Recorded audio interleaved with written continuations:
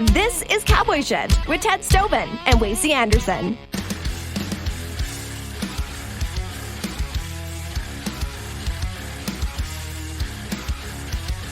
Welcome to episode 141 of Cowboy Shit with Ted and Wacey. My name is Ted Stovin. He is Wacey Anderson. And we're both in Calgary today. And it's a pretty nice day out there. And spring is finally sprung. Well, we're just in I think we're in the third edition of Fool's Spring because it's going to snow again this week on Thursday. I saw that article this morning. The Fool's Spring one? That there's like 20 centimeters of snow expected some places. Oh, really? Oh, geez, I didn't know it was crazy. that much. Yeah, so it's supposed to be pretty gnarly, crap. like a big storm. So we better get these leaves out of the yard here pretty soon then. Be greasy. But yesterday was like an all-time Calgary spring day. It was so nice. I missed it. I was somewhere else. But what do you do? What do you do? Storm got a lot of yard work done, though. I got to thank her for that. Say good job. Man, she's been doing some work with the HQ. Yeah, it's very impressive the change that has happened at 4620. Yeah, because you were here last week. When I lived there. You were here. That's right. Because so what was going on? Well, last week I was in Denver quick. So I went Tuesday, Wednesday. I was in Denver, went to the hockey game. The Oilers and the Avalanche. That was a heck of a game to get to. Potential Western Conference final preview. Yeah, exactly. And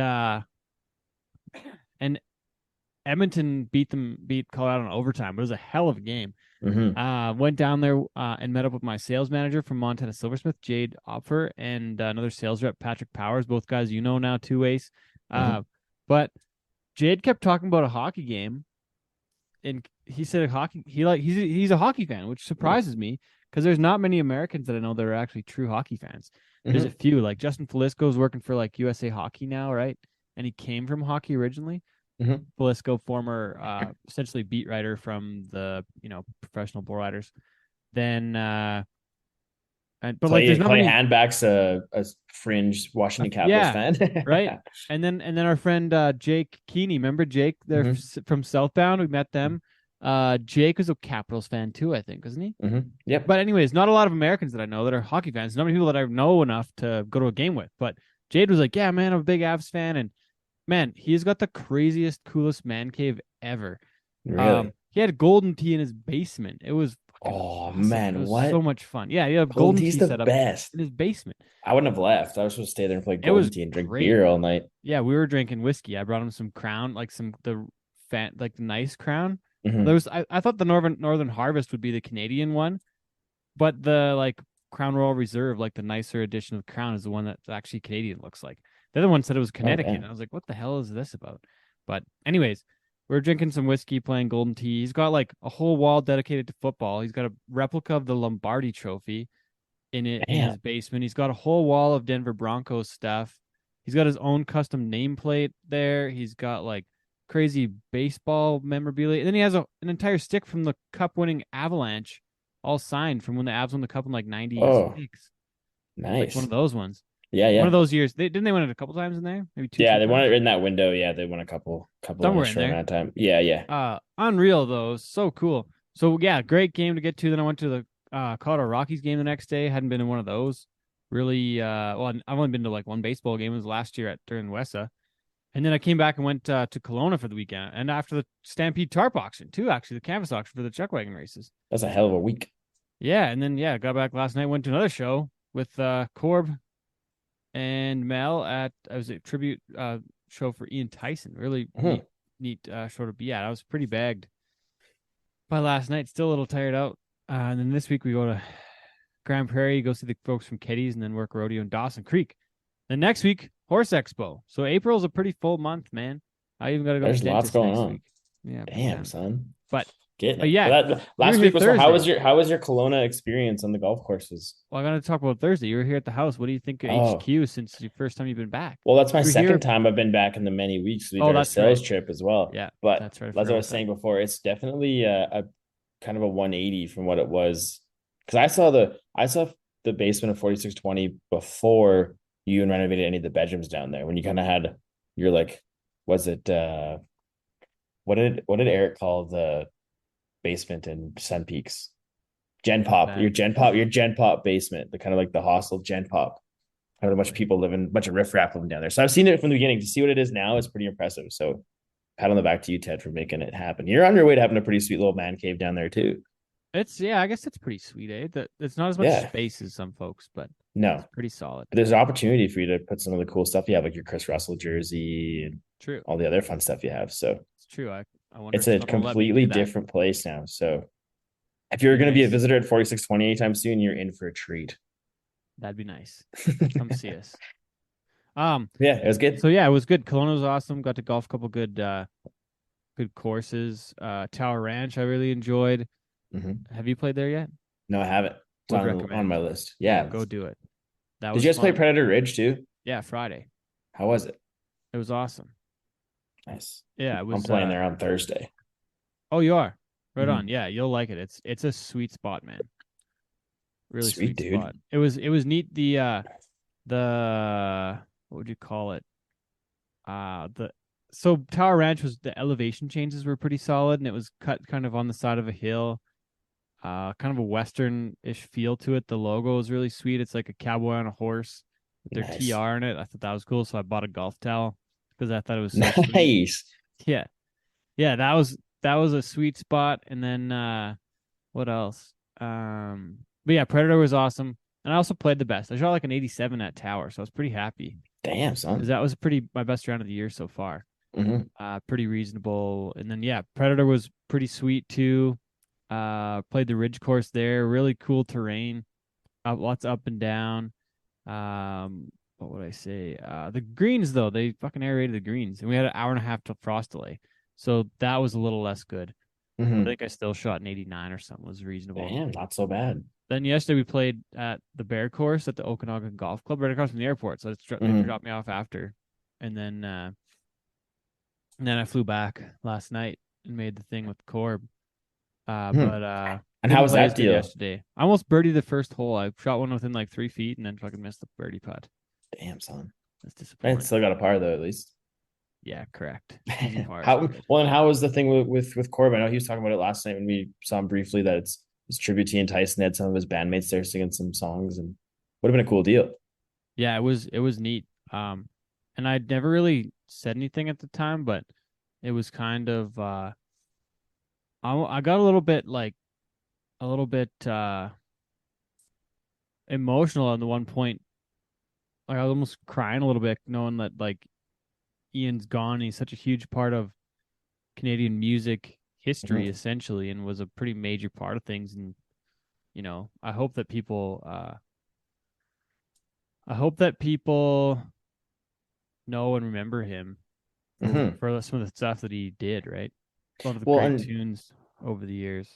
When you mentioned it, when the Junos were on, they didn't even do anything for him at the Junos, which is kind of a shitty deal. So it's nice that the people in the Calgary community are like keeping his legacy going and doing stuff like that. Because he was a very impactful person in the Canadian country music scene. Just ask guys like Corb and Coulter and them, they know. Way bigger of a deal than people realize too. Like he wrote songs for like Neil Young and Johnny Cash and like some pretty major players in the business. So, so yeah, I was glad to end up there. Kind of heard about it a little bit last minute, but great to be there. Spend some time with a friend Corb and yeah. So yeah, this next week though, Wacey got Dawson Creek. The Pro Rodeo Canada season just started off. Medicine Hat and going to Dawson, and then next week at the Horse Expo, we'll be there on Friday. You're gonna go up to North Battleford too, so be good to get Saskatchewan coming in hot. Here we go. Yeah, it's officially happening. The busy season's here, so it's gonna be a good summer. It is. And Wacey, we'll talk about the NHL playoffs starting here soon. We got one more topic to talk about after that, but where do people go for Horse Expo tickets? I just head to horseexpo.ca. There's a ticket page there. You can find them. I know that at one point their VIP tickets were very close to being sold out, so it might be only at a spot where you can get like day tickets. So do not hesitate if you're wanting to go to the Horse Expo and haven't bought tickets yet. So check it out.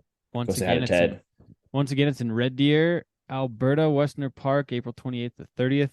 Our friend Jill Barron from a few shows back will be part of that, as well as Jason Irwin, Dustin Sapola. Dustin Sapola and Extreme Wileen.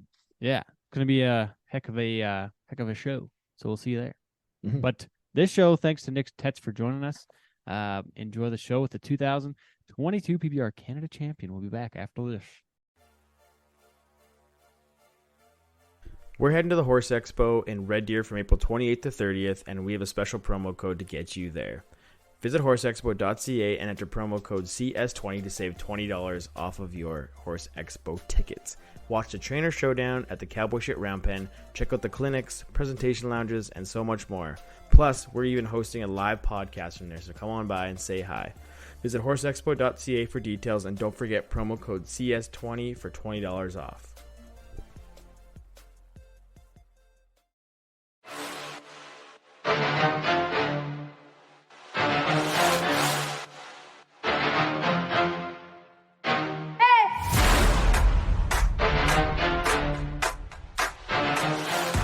All right, our next guest is the reigning PBR Canadian Championship and is currently in the hunt to make his first PBR World Finals coming up here in May. Welcome to the Cowboy Shit podcast, Nick Tetz. Nick, how are you doing today, pal? Man, I'm doing good. Thanks for having me on, guys. Been listening for a long time, and looking pretty forward to this. Long time listener, first time caller. Yeah. So you're hanging out in Vegas right now. You're like I mentioned, you're kind of in the hunt for making your first PBR World Finals. Talk a bit about what you've been up to the last few weeks and what brings you to Vegas.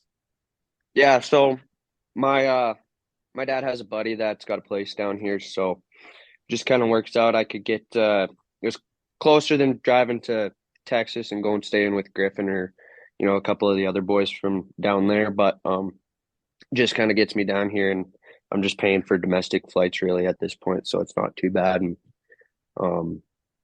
we're staying busy enough to where we don't really need to be getting on the practice pools. So, it's not like I need to be around that all the time, but it's kind of nice to get away from the bull riding at some point too. Yeah, soak up the sun, play some golf, and good way to kind of reset from event to event. Yeah, I kind of get back here, and like I'll watch the event when I get back home and do that, and then and then just kind of start going. There's lots of really good gyms down here too, with to be able to go and keep doing that and staying after it, and then and then you can kind of reset and go play some golf or hang out, go down to the strip or something. Even though I think I've been down here for like 3 or 4 weeks now, and I've only been there once, and that was because my sister flew down and wanted to see Vegas, and I was like, well, I guess we got to go to the strip. So one of the things with people that end up down there, like in the US traveling, you're down that way because it saves you probably $1,500 a weekend by not having to travel out of Calgary. And Calgary's got a lot of direct flights, but you gotta like going to, I guess Minneapolis wouldn't have been as bad, but you were in Milwaukee. Like I don't even know a good way to get to Milwaukee, New Orleans, Albuquerque, Sioux Falls. Are all at least 1 or 2 connections. You're $1,000, $2,000 a weekend. You don't have enough time ahead of time to know to book, so you're in Vegas instead. But now you're probably by yourself, and it's probably like, I don't know, for me it'd probably wear on me a bit to be by myself that long and have to rely on people to come by, or your partner come down. Like what's that been like? What's it been like the last little while here? How long you been there? Yeah, so I think I've been down for like 3 to 4 weeks now. I've been down. I came down right after Milwaukee, right before New Orleans.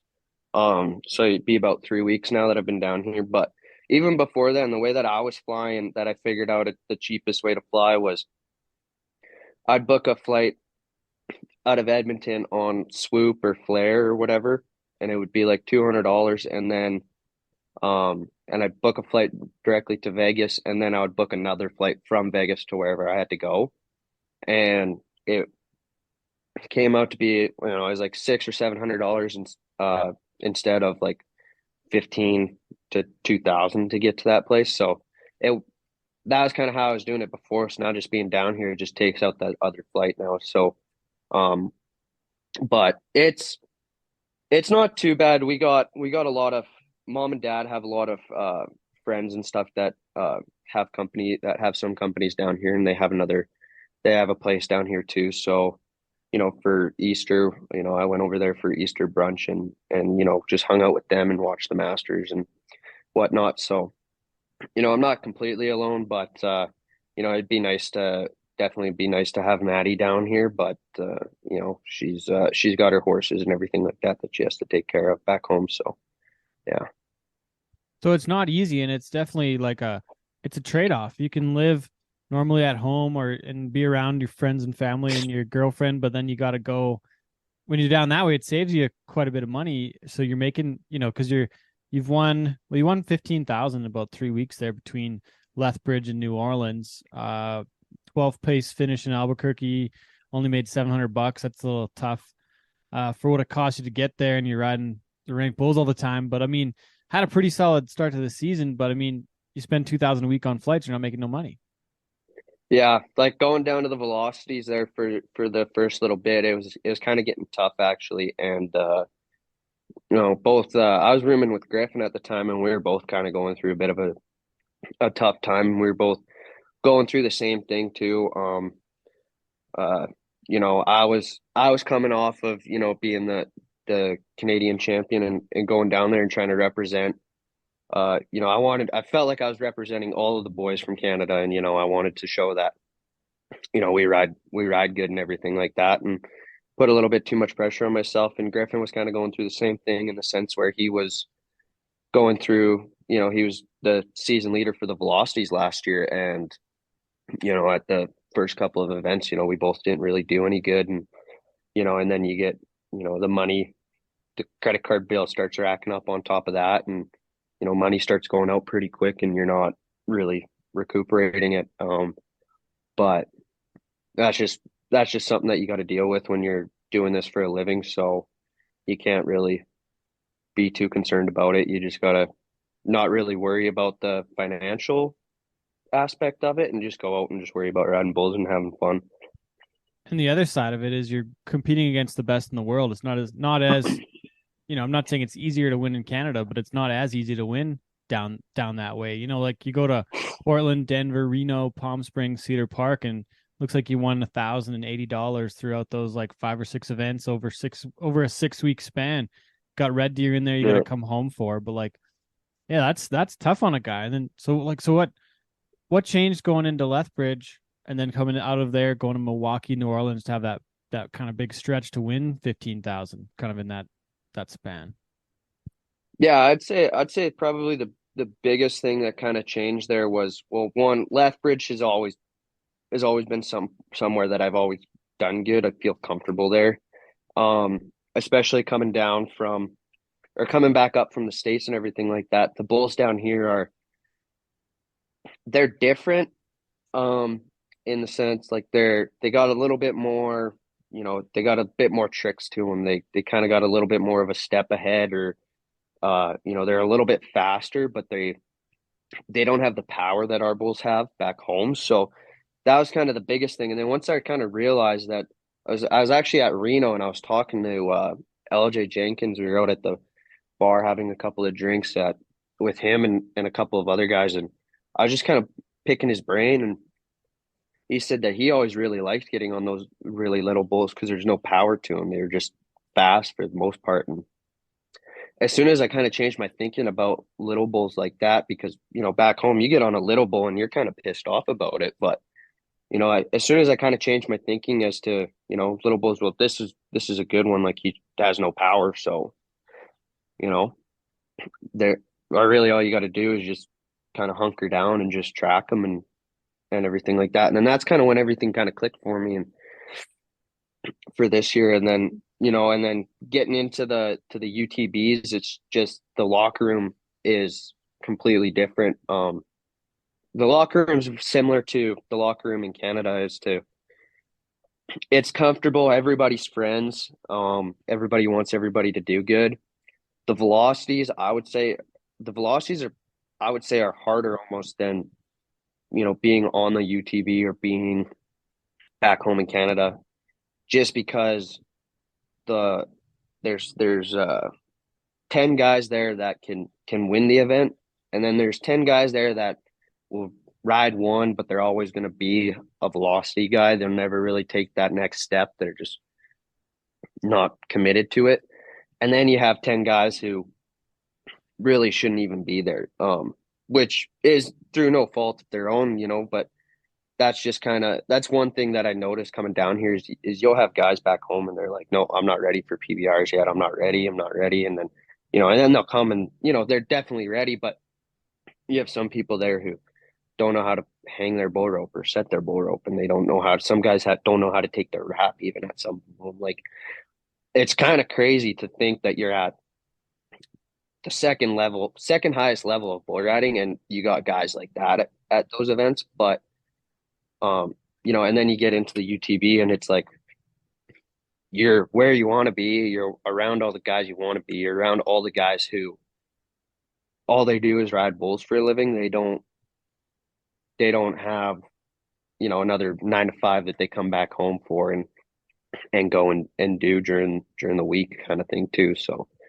they kind of got to make it happen when they're at the bull riding. So I think in that sense, for me, I've only ever had one job, and it was during COVID because I was going so broke.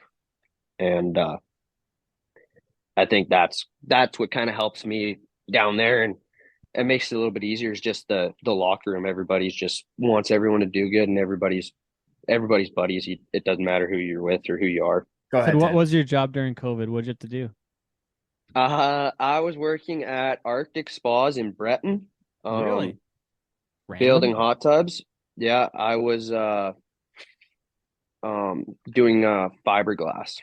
So I was really? rolling fiberglass. So I sat there and rolled fiberglass I think I did that for 4 months, and then Nansen was putting on little jackpots at his house that were like kind of, secret time or whatever. But I was going to those, and it was $100 entry fees and whatever. And I think in 3 or 4 weeks going to just those little jackpots Nansen was putting on, I made more money going to those than I did for the last month of work. And I was like, why am I still doing this? Like, I'm making more money just going to little jackpots that have no money added than I would be if I was working all the time. And then the rodeo season kind of kicked off, and it was hard to actually, once you get that security of making money, you don't want to lose it. So it actually is kind of scary coming back. But at the same time too, it's a same story that everybody says. Like, you hear JB talk about it all the time. If you want to ride bulls good, go work, and then you realize, like, I don't want to work anymore. And Yeah. This riding bulls gig is pretty good Compared to having a real job, 100%. Yeah. So Nick, when you first arrived on the UTV tour, were you intimidated at all walking in the locker room for the first time at your first event? Like, obviously you've had a lot of success in Canada, but as you mentioned, it's a whole other level once you get down to those events. yeah, so my first event was actually at Minneapolis in December. So we had our finals, and then I think we got a weekend off. Yeah, they got a weekend off, and then the UTV season started off, and they started off in Tucson. But you went And to me and Australia Brock- before then, didn't you? Yeah, and so me and Brock, we were being the Canadian reps and going over to Australia to their finals. And so Jack called me for Tucson, and I was like, "Oh, I'm not going to cancel on JD." And I forget what the flight was. I think the flight was like $4,900 or something over there. Holy So I was right. like, I'm not You going had to to buy that, or cancel they on that. they did? Who bought the flight? No, the PBR bought it. Oh boy, PBR bought it's it. expensive. Oh yeah, but I got a better story about that. I can get into, but Okay, please so elaborate then later. yeah, so I'll keep going with it. So then we went to Australia, and then the second round I got wrecked out pretty bad and was pretty sore. So I got on the second day, and I just didn't feel like it. Didn't feel good. I couldn't really move the way I wanted to. So I turned out of the last 2 rounds and whatever, and then they called me again for whatever. I think it was St. Louis was the weekend after Tucson. So then I turned that down again. So then I had turned down 2 invites in a row, and I'm still sore. And so then Jack calls me again, and he calls me for Minneapolis.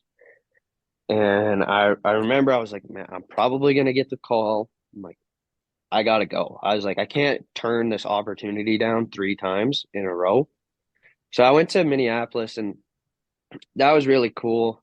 And it was nice because I got there. I had to get there really early because I had to do the concussion testing for that tour. So I got there. I think they had me there like 3 or 4 hours before the bull riding started.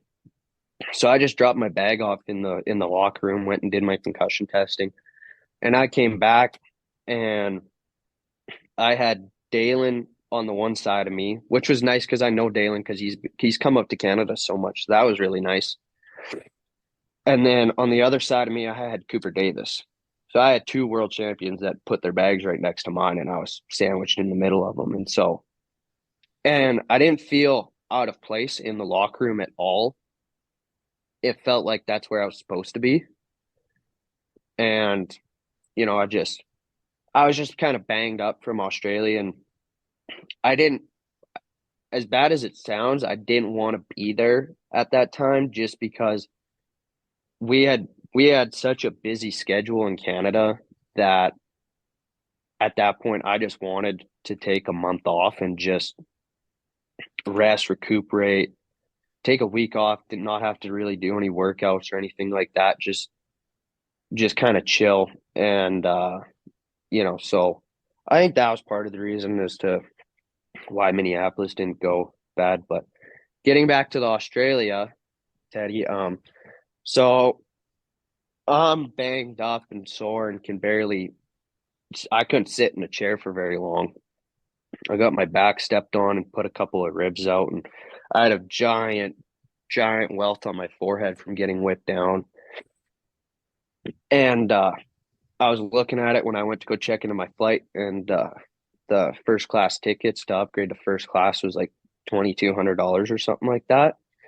And I looked and saw how much I made at the finals because I won the first round, and then I placed in the average still for only riding one. And I'd made like 2,400, and I was like, I'm spending it all on the first class ticket, and I'm just going to sleep the entire flight on the way home.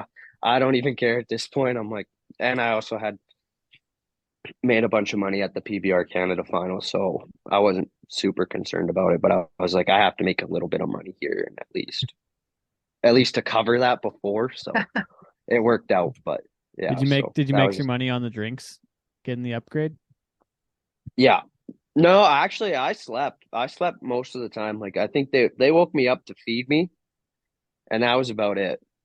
Other than that, I slept pretty much the whole way. Like I was when we got off at Vancouver for that flight, the flight attendant asked me, "Good flight?" And I said, "Yeah, it was excellent. Like not too bad at all." And he's like, "Yeah, you slept a lot." And I was like, "Good, because I needed it."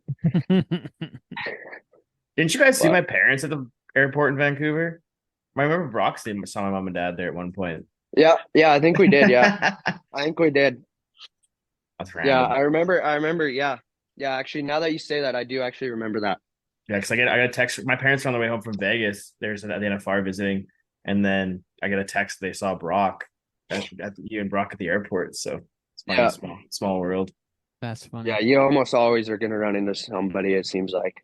Yeah, it's a small world, but you always run into somebody. Oh man, I remember we went to Arizona in October, and ended up being like 3 or 4 people who like we knew through somebody just on the same flight, just coming out of Calgary. Like it's crazy how an airport that big you can run into that many people. Yeah, well, that was like after Albuquerque, I drove back over to Stephenville with Griffin because that's where he's been staying at. So then when we went up to Sioux Falls, we all the boys were all on the same flight out of Dallas, and so most of the flight was all cowboy hats.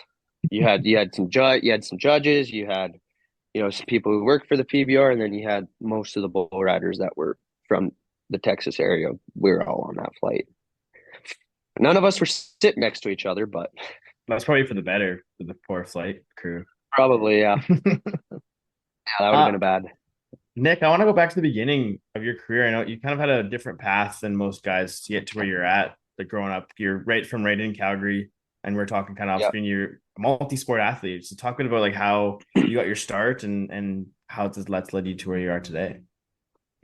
Yeah. So like I grew up right in Calgary, and like I have a lot of people, like a lot of people ask me like all the time. They're like, where in Calgary? And the easiest way for me to explain to all my buddies where I live is I'm like, you know where Ranford's is? Because most of them always know where Ranford's is. And they're like, yeah, I'm like, I'm a $5 cab ride from there. Like I'm right there. And so yeah, like I grew up playing hockey, and I played triple A and stuff like that from when I was 14, like as soon as you kind of got into the bantam age group, which I don't know what that is now since they changed it to the U's and all that. But and then yeah, played baseball in the summer and stuff like that. And then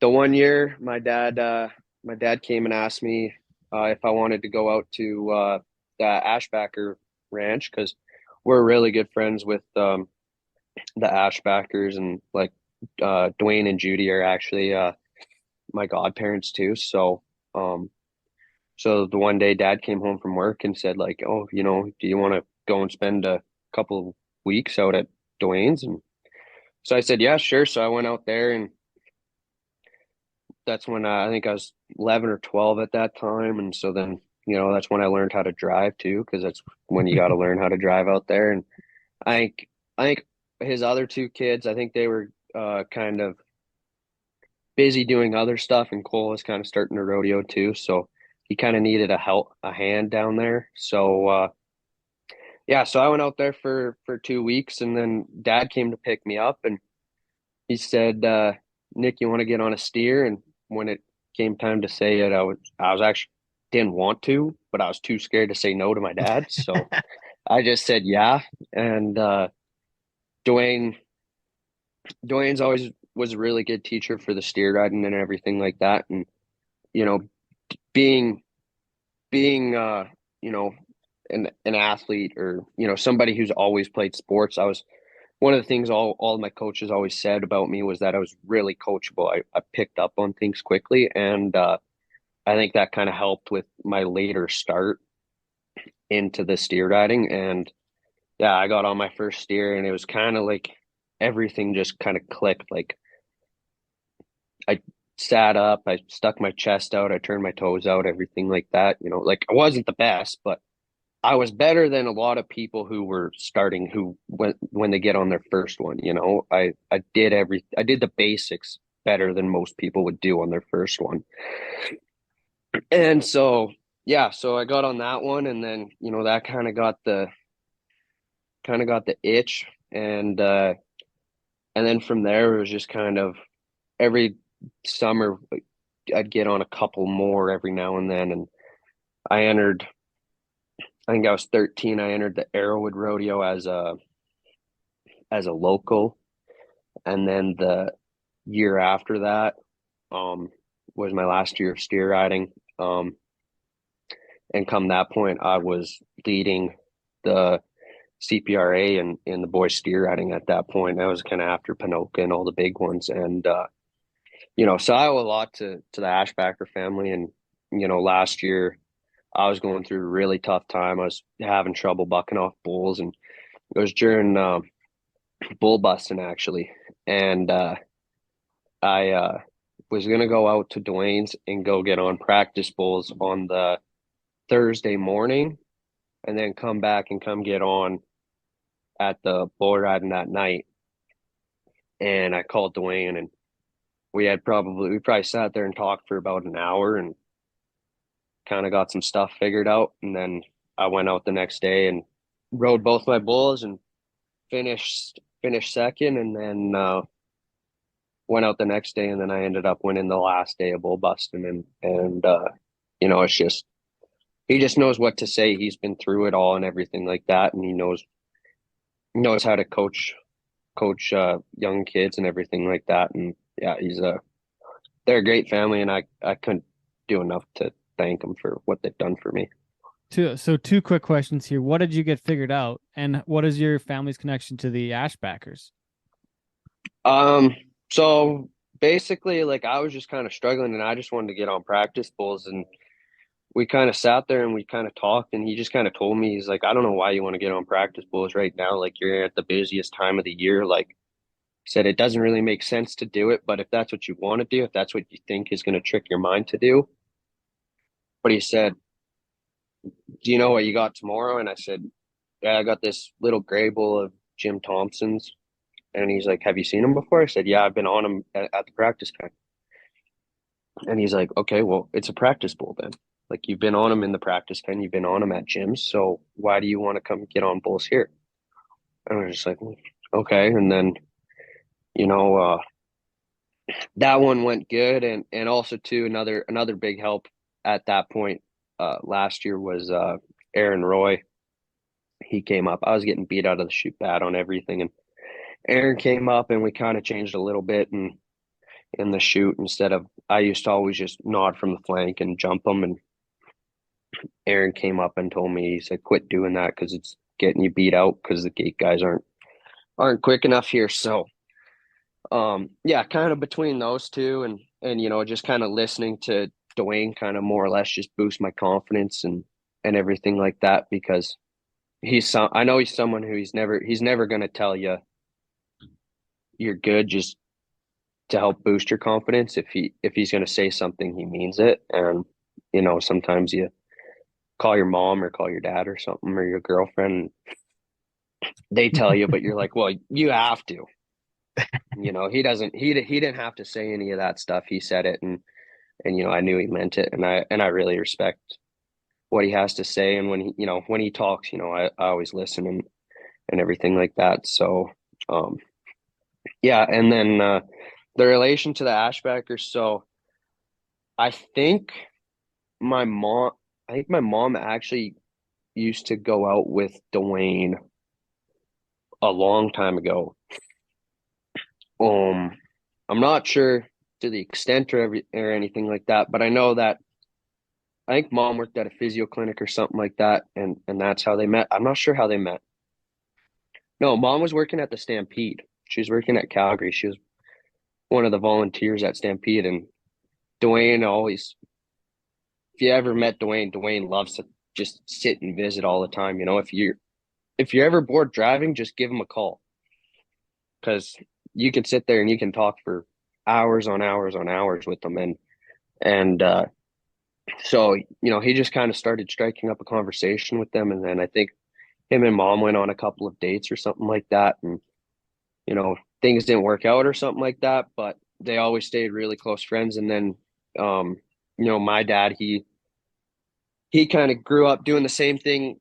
That's kind of part of the reason why he wanted me to go out to Ashbackers, was because of he used to do the same thing with his uncle. So, you know, he'd go out during the summers and go spend the summer at his uncle's ranch or farm and stuff like that. And so then, you know, after that, and you know, he liked going out there, and he still goes out there all the time to go help them, because now they got a feedlot. So dad will go out there and he'll help them sort through cows and you know, when they got a rodeo on or something like that, if Austin or Cody or somebody can't help Dwayne with the rodeo, you know, dad will drive out there and drive a trailer or something like that for him and come down there, and then dad will jump in the back and sort through bulls or horses or whatever and load them and put flanks on them for Dwayne. So all he has to do is just makes his job easier, and dad likes doing that kind of stuff too. So what do your parents it do just for a worked living, out. Nick? So my mom was just a stay-at-home mom for most of our life. I think she was for all of our lives. And then my dad did something with life insurance. We don't know for sure. We think maybe he was in the mafia, but I was playing I got an invite last year to do a golf tournament for the Extraordinaires in Calgary, and I actually met a guy who used to work with my dad at the very beginning when my dad first started and what he does now. And I remember him telling me what he does, and I might have had a couple of drinks at that time, so I didn't fully remember. And so it's something to do with wholesaling and life insurance and something like that. So I'm not too sure. The company that he works for is PPI Solutions, and they got a couple of offices across Canada and stuff like that. But yeah, that's what he did. So I don't know. He was a salesman, so he did something with sales. And yeah, I think if I had to say for sure what it was, I would probably say it was like his company came up with like the policies and stuff like that for the life insurance companies that you actually bought through. So like Manulife and Desjardins and stuff like that. That's kind of what I think. And like RBC, like life insurance, stuff like that. Like he did worked with them. So yeah, didn't come from the normal Western way of life, that's for sure. I'm not sure if you caught our interview with Cole, but back when I was a young lad, we spent some time around Cole's grandpa's place, and there's always some wild stories from there. Like my dad has endless amounts of stories, so I want to know if you have any funny stories from hanging out at the Ashback Ranch in Arrowwood, and if you and or Cole got into any crazy shenanigans while you spent some time there. No, not really. I remember like we always went out there as we were kids. Like we'd go out and because they would always put on the Arrowwood Rodeo, so we would always go out for the Arrowwood Rodeo every year. Like we'd do the pony race, and mom and dad would sponsor the pony race and give whatever it was, a loonie or $5 or whatever to the kids. And but we'd always go out there. It always seemed like every summer for just a weekend, and we just take the trailer out and stay in their yard and hang out. And I remember the one time we were on the trampoline, and like all kids, we're on the trampoline and bucking, pretending one of us is a bull, one of us is a rider. And they always took it kind of easy on me. But then when Cole and his older brother Austin, when they would go, it was every man for himself. And I don't know what somebody wrecked somebody out, and I just remember them kind of going down on the ground and falling off the trampoline and rolling kind of down the hill into the ditch. And I think they're like the older sister, I think Randy came out and broke it up, or I think finally they just got tired and ran out of breath and something like that. But yeah, like I don't really have too many wild stories from Cole. He always was pretty level-headed, but he's level-headed until he's not, and then it's like, okay, you better watch out. But I think he kind of grew out of that now, so I don't think he'd ever get too into it. But and then his older brother Austin is just like, yeah, whatever, shit happens kind of thing.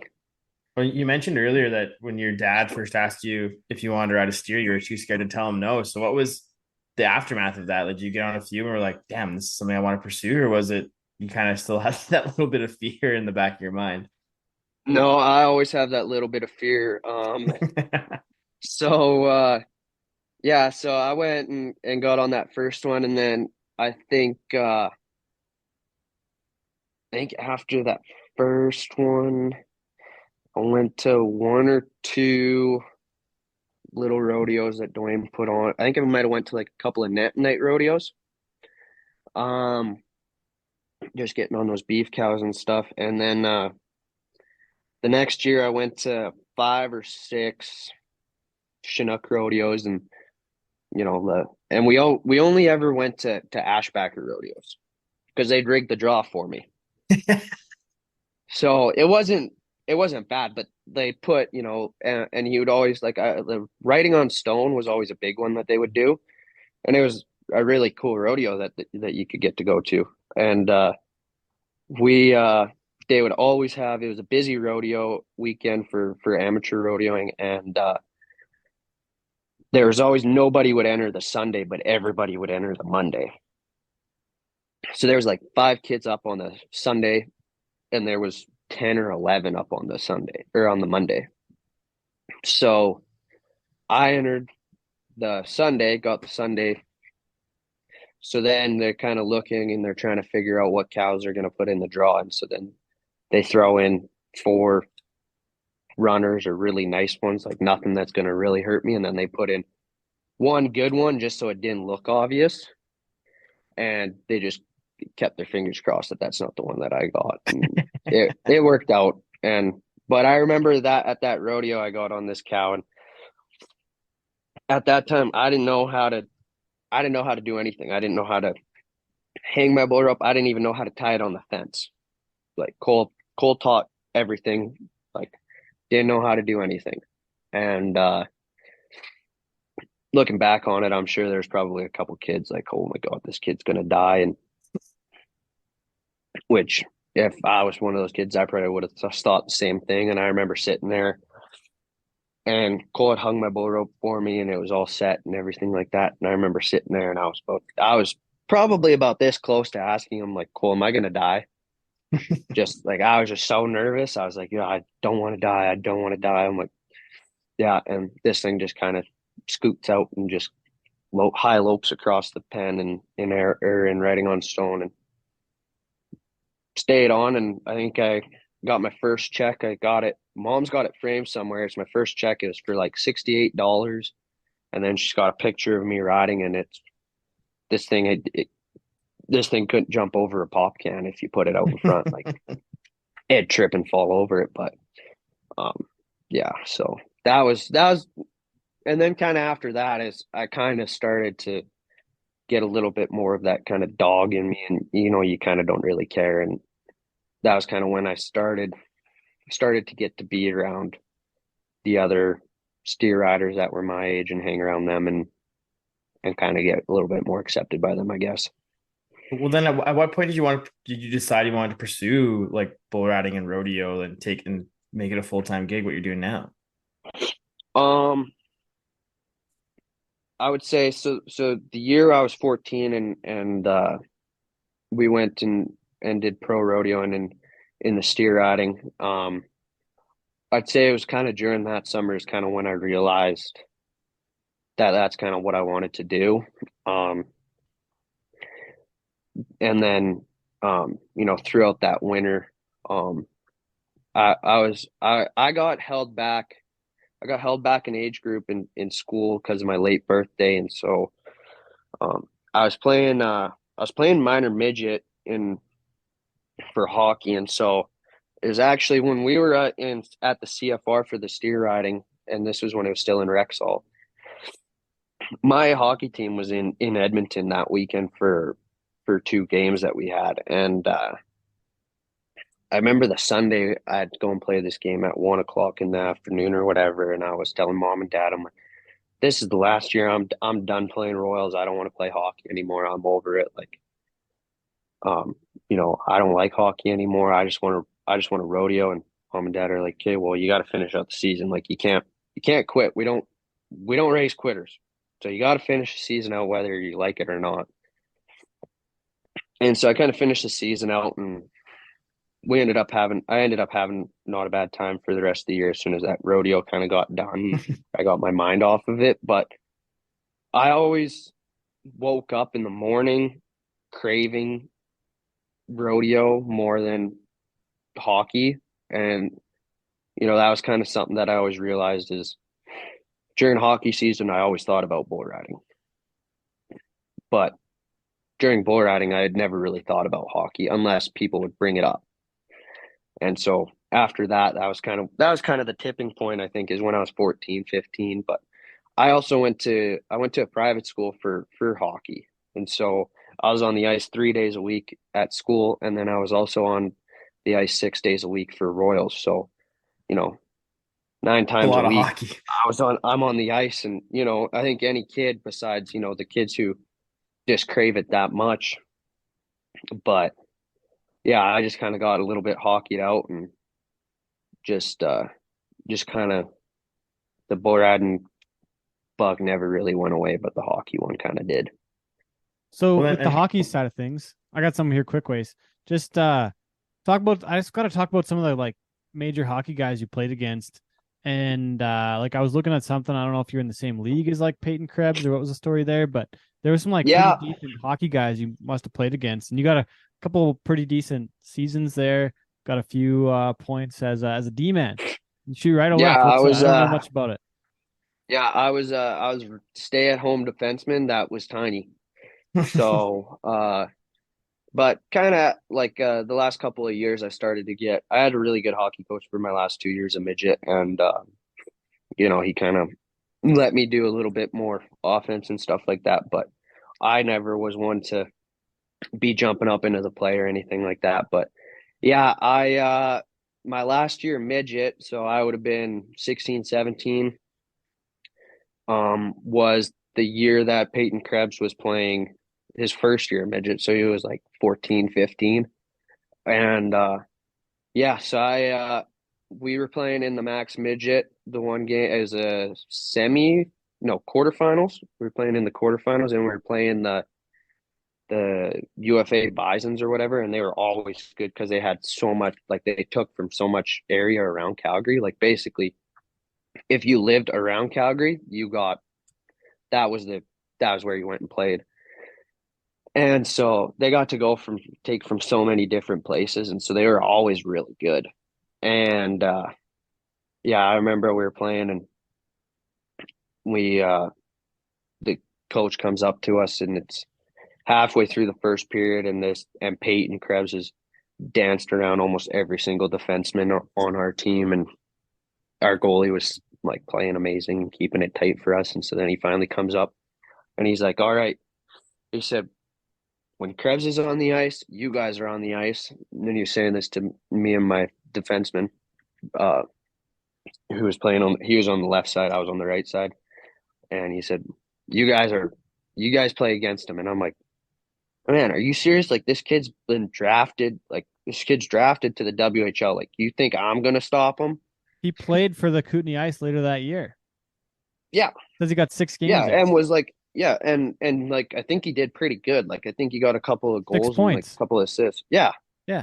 Yeah. Right. In 6 games. Yeah. Here's Nick. And like, I'm young. And I actually had, this was the last year of hockey. So I actually had dislocated my shoulder 4 weeks before tryout started too at a rodeo in Kyle. So, but yeah, so here's Nick, and I'm kind of fully aware at this point that this is my last year of hockey, but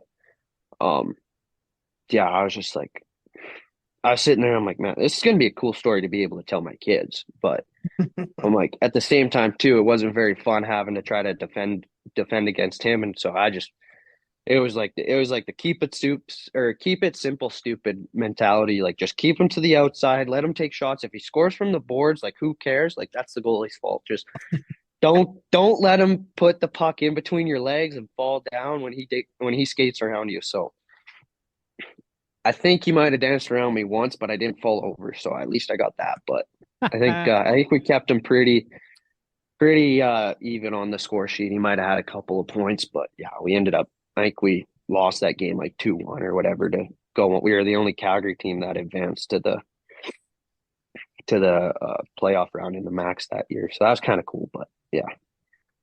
So is he the best guy you would have played against in that league? Is that kind of like he's already got 170 games in the NHL at this point? Yeah, I think we also played that year too, but they didn't play in the max. But that year in the league, I think we also played against Kirby Doc too. Oh yeah, that's right. I think I saw that. I think he played for like Fort Saskatchewan or something like that one in that year or something like that, because I remember somebody. And then there's a handful of kids that like across the league that I'm pretty sure there's one kid actually, I think there's one kid I met him at Palm Springs actually. He was a year younger than me. Maybe he was 2. And I met him in Palm Springs, and Palm Springs is what farm team is in Palm Springs? The Night Valley Firehawks or something like that. I forget. East Coast or what? Seattle Coachella Valley, Kraken. Coachella Valley Firehawks, something like that. Yeah.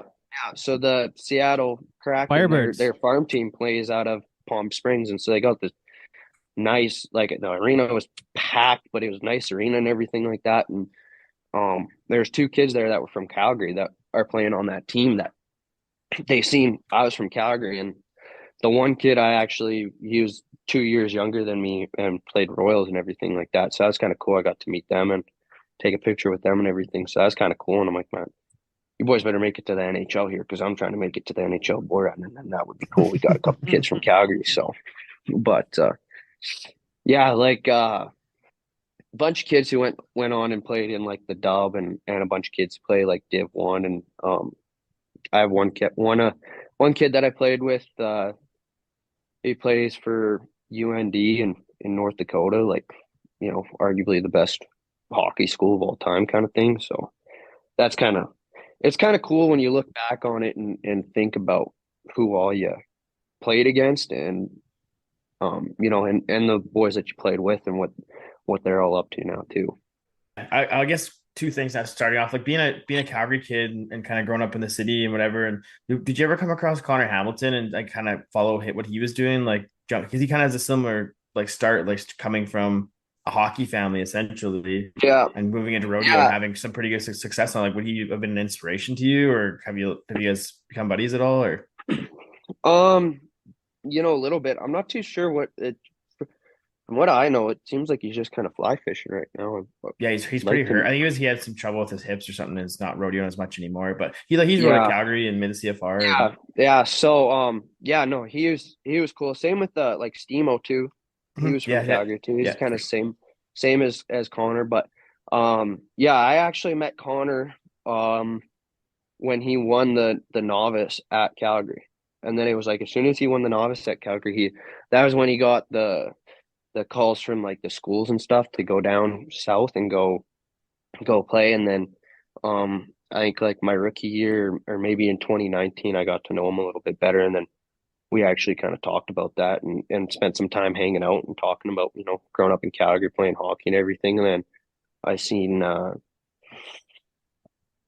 think we talked about that in 2018. And then I think in 2019 was when he got to go to the Stampede and actually compete in the normal bareback ride and not the novice. And, I was just like, man, that's got to be so freaking sweet to be able to go and do that. Like, I'm like, I can't, I'm hoping that they're giving out spots for the PBR for PBR Canada this year. So I haven't got my email yet, but I'm waiting on it from Calgary. So I don't know if it would be that way anymore, because they kind of went all onto the PRCA side of things for the most part, Calgary, didn't they?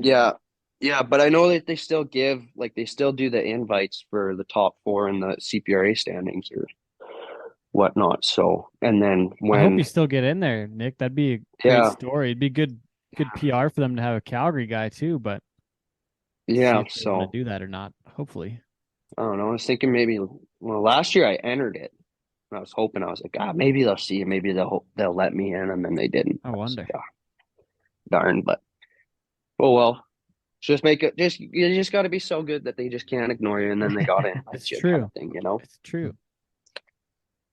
Oh, and the other thing I want to talk about, Nick, was we're kind of back to where you're getting your start and stuff, and moving on from the steer riding to the bull riding side of things. Did it take you long to find success, or did you kind of figure it out and kind of move up the ladder? Because you had your rookie year in the CPRA pretty young too, right? Yeah. I planned on amateur rodeoing another year. And then I'm really good friends with Ashton and the Solly family and everything like that. Like Jeff and Andrea are basically they're like my rodeo parents. But Ashton called me up. He had this bull and he's like, hey, I remember I was at the gym and he called me and I'm like, hey, what's up? He's like, man, will you come to Olds tonight? And I'm like, why? He's like, I want somebody good to come and get on this bull and see like if I'll actually turn back. And like, he's been good, but the last couple trips he hasn't turned back, but he's bucked everybody off at like 1 or 2 jumps. And so I'm like, yeah, sure. So I come home and I tell Dad, I'm like, yeah, I'm going to Olds. And Dad's like, oh, well, I'll come with you. And I'm like, okay.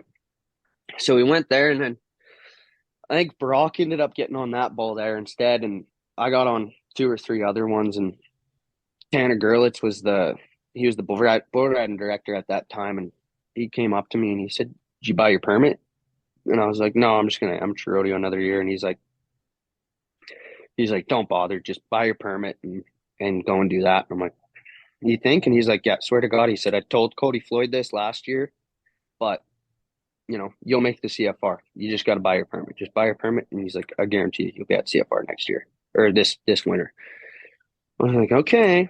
And so then I think it was 2 or 3 weeks later, they had a college rodeo in Olds. And so I was entering it as like an open rider or whatever. You could do it for the rough stock events there. And so I go there, and first thing Tanner says to me is, "Have you bought your permit yet?" And I was, "No." And he's like, "Get on it and buy your permit." He said, "You want to get entered for Red Deer?" And I was like, "I don't know." Like I was still figuring it out. Like I wasn't that good of a rider yet, and whatever. And so then Brock was around there. He was hanging around that weekend, kind of just helping out, like, being Brock. And he's like, "Well, if you're gonna buy your CPRA card, you might as well just buy your PBR card, because a lot of the times they're close enough to each other and it keeps your weekends filled." So I was like, "Okay, well, whatever." So then end up getting them all bought, and then I ended up making the CFR that year. And for a little bit there, I thought I was going to prove Tanner wrong and not make them, but we ended up making a good little push at the end to solidify our spot there. And then we ended up winning the PBR Canada Rookie of the Year that year too. So that was cool too. So, yeah, but that was kind of the start. But I don't think I think it took me longer than I would have liked to have figured it out. But I think so much of it came from riding two-handed.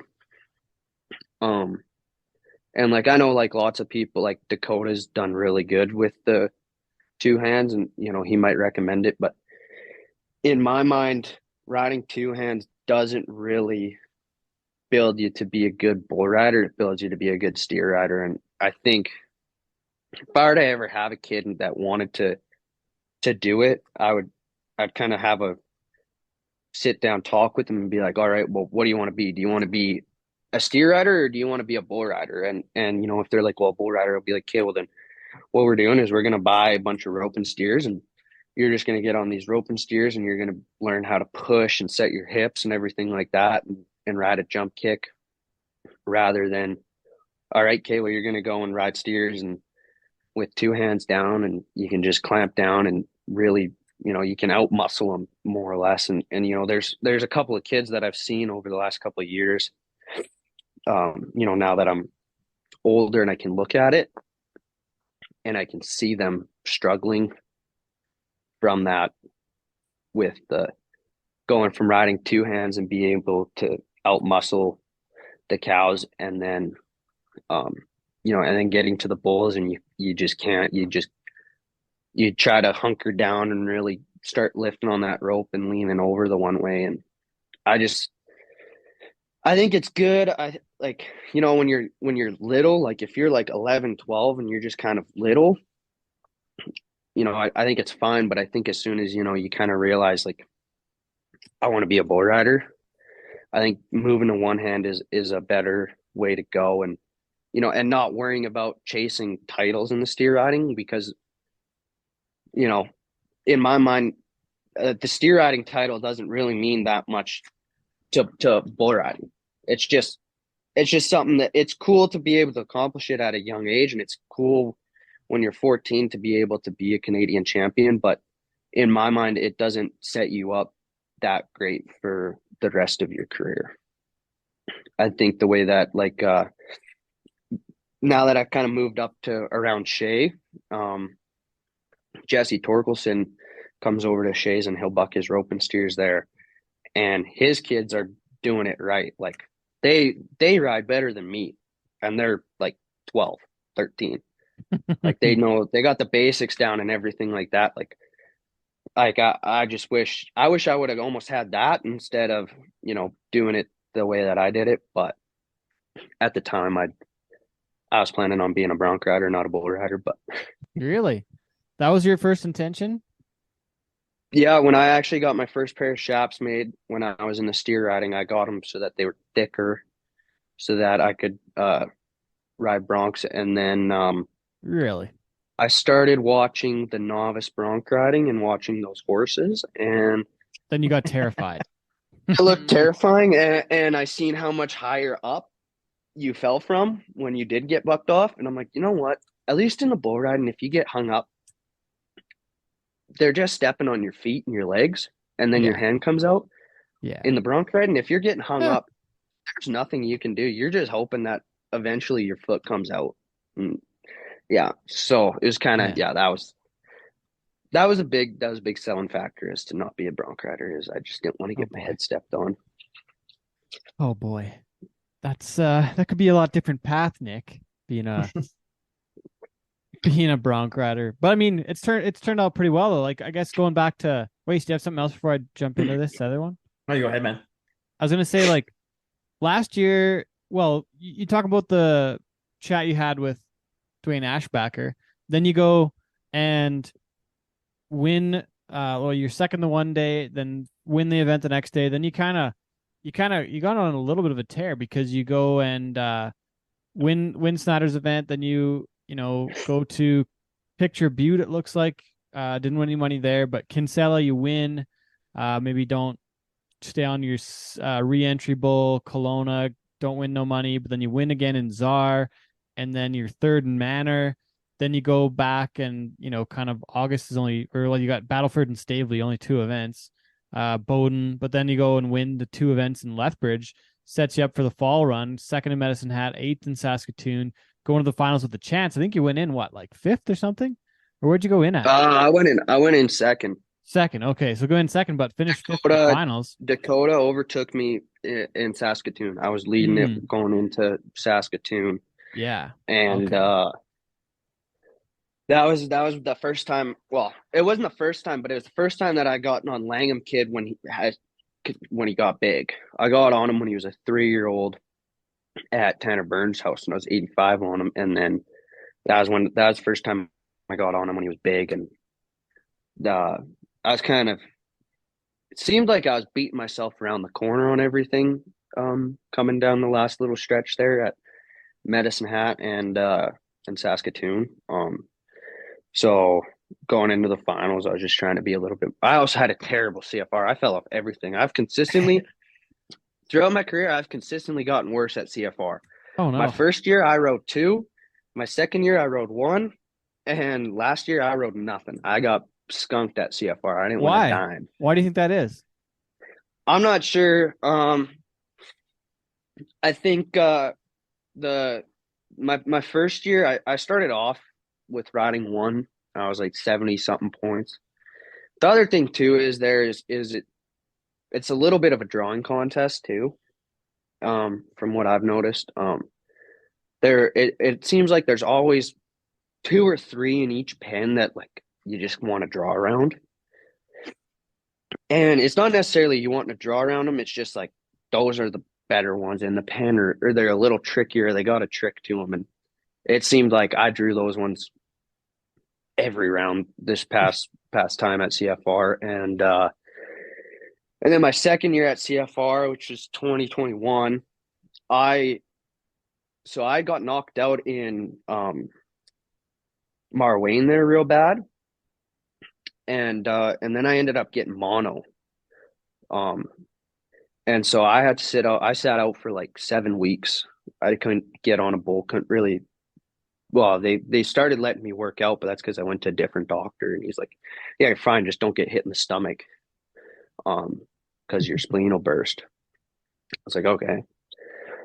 So then I sat out, and I had to sit out for like 7 weeks, and at that time I was actually sitting first in Canada. It was right after the Glen Keely, and so then I just sat there and just watched myself, and it was at all those cups, and I remember the whole year saying like, you just want, like, this year is just a matter of staying healthy, because they're just stacking events on top of us. I was like, if you can stay healthy and just consistently keep riding your bulls, you'll win.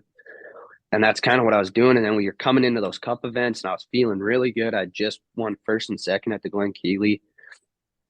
Did not bad in Marwayne, but I double entered in my second short round bull I got on, knocked me cold out, and I was snoring. Eno said, he's like, yeah, he knocked every single booger out of you because it was all over your face. Like, but That wasn't the same yeah, bull so that screwed up Mouse, was it? no, this one was Kubota Tough, and that other one was tested at Enos, which I've been to Enos. I'm really good friends with Tanner, and I like Darren and everyone, like, and Lori's she's another rodeo mom. And I've tried to convince Darren to run test it in for me a couple times at the house, and he won't let me. And I'm like, man, you just up and down. Like, let me do it. Like, we're at a practice pad. I'm not going to try. I like that. That's the thing is like the thing with most is most tries so damn hard every single time, and I think that's kind of what kind of got him in that little bit of a bind there. And could be a part with the bull, but at the same time, the one thing that I've learned being around Josh Frost is managing your season and kind of realizing when you're at the point of no return and taking the easy way out and kind of living to ride another day kind of thing. But that was the thing that everybody loved about Mouse the most was how much effort that kid put in all the time, no matter if he was going to be 65 or 95. He always put in that effort. It was but he's still fun to be around, and still I get Instagram DMs from him all the time, him sending me funny videos and everything like that. He's still one of my good friends. You mentioned Josh Frost and managing your season. We got to talk a bit more about that. What's the story there, and what's his theory? He's done very well the last probably 5 or 6 years now, but what's the story there? Yeah, so I've since Cedar Park, I've actually got to spend quite a bit of time around Josh.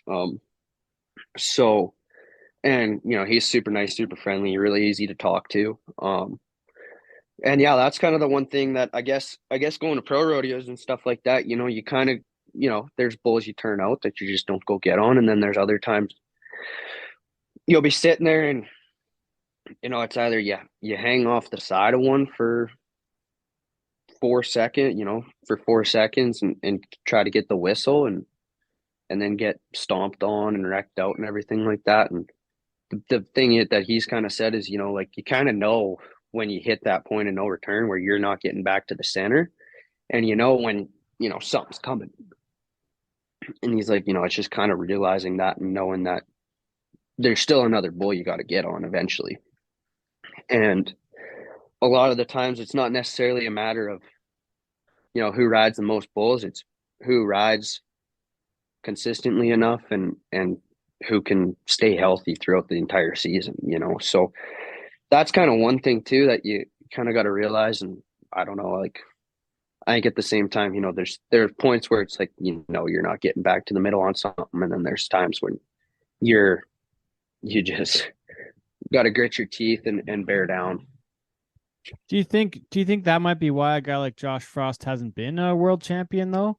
He's made the NFR 3 times and he's won over $1 million in the PRCA, but hasn't been a world champion. He won the NFR title too. Like he's done very well, but do you think something like that, like I don't want to say it's checking out, but like kind of protecting yourself, like is that maybe one of the reasons why, or is it for him has it just been riding against Stetson and Sage and just hasn't quite got that next step? Yeah. Or what do you think? No, it's just riding against Stetson and Sage. Sage is so damn consistent, and he doesn't really mess up on anything too often. So you can't really. The only way you're gonna beat Sage is by riding like Stetson, and I don't know how Stetson does half the things he does on the back of a bull. Like I was watching the American, and he is playing strung out, beat around, and somehow he is able to move and get his head over onto the other side of the bull's back, and it picks him back up. Like I was watching it in slow motion. I'm like, I don't even know how you can, like, how the human body can do that. Like, but Stetson's really good at flashing up bulls. He's a lot like how, like how Jess and Jose kind of were. They get he gets the best out of the bulls. He's also, he's light too. Josh rides a little bit heavier, like a heavier style, kind of, doesn't necessarily still rides on his legs, but I just think that if it wasn't for Stetson's flashy riding style and Sage's consistency, I think Josh would have 2 or 3 world titles at this point. But I was just thinking about that though, where it's like it's more of a situational thing, right? Like I can see where that self-preservation model is like if you're at like a $800 added pro rodeo and you're hanging off the side Yeah. of one. Like there's no point in risking getting injured, right? Like, but if you're Yeah, at if you're at the finals, which I think you see like at the finals, you'll see Josh, cling to one and try his ass off. But I think, he goes to, wherever, I don't know, but he goes, at Houston, like all the big ones, Houston, San Antonio, San Angelo, stuff like that, he'll be bearing down and trying his ass off. But I think you go, somewhere in the middle of Oklahoma or Washington or something like that, and he's got something. And, I think, at some point you kind of got to look at it, and it's at the end of the day, you're riding bulls, but you're also it's a business. And so if you can't get on in for 3 weeks because you got hurt because you made a stupid decision of, trying to stay on this thing when you're only going to be 67 points and you're not going to make any money, it's you kind of got to look at it both ways. You got to look at it with that old school cowboy mentality of, bear down, get the job done no matter what. But at the same time, now there's so much money that, there's always another one to go to, is what I always say. This summer with Ashton and stuff, I was kind of traveling with him and Tyler and stuff. And, the one time I think all three of us we didn't do great. I think it was Kelowna. We all headed out to Kelowna, and we all did terrible. And me and Ashton, we're driving back, and we're trying to figure out whether or not we should go to Morris, Manitoba, or Czar Lake.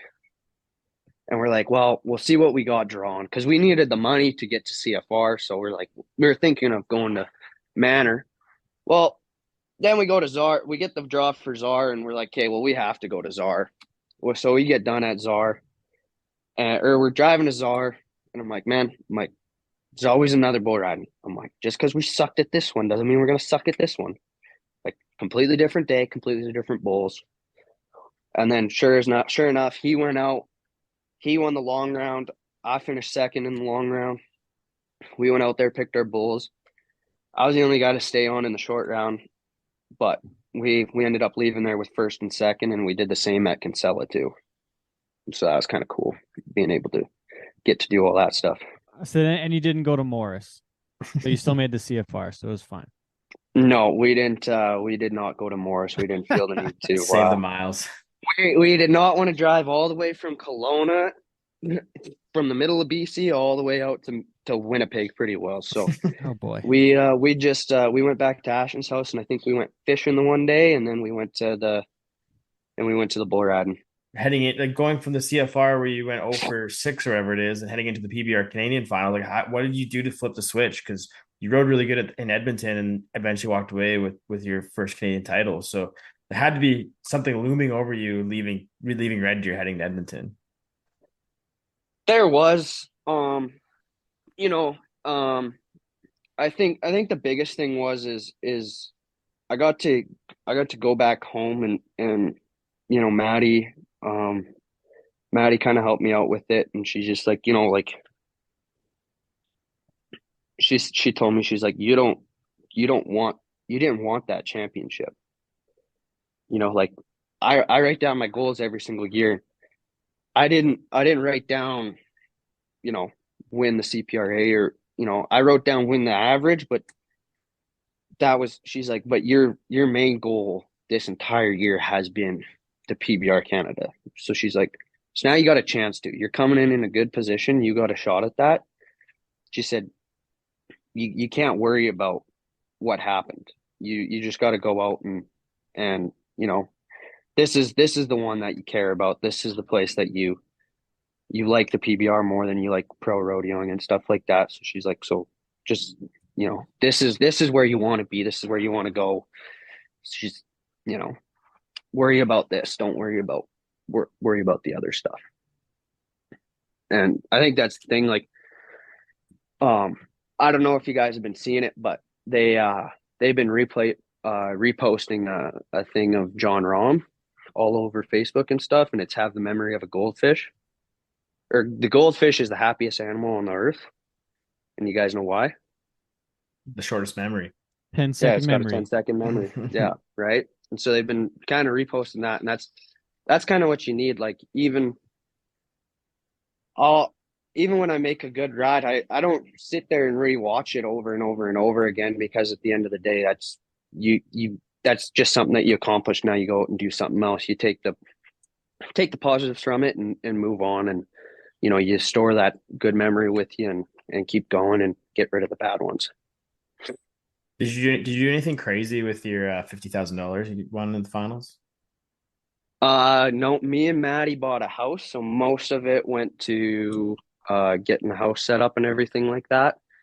Um, the Probably though, like, you would have seen me at the bar after, and you asked I me heard for about a it. certain I heard amount of about it. money.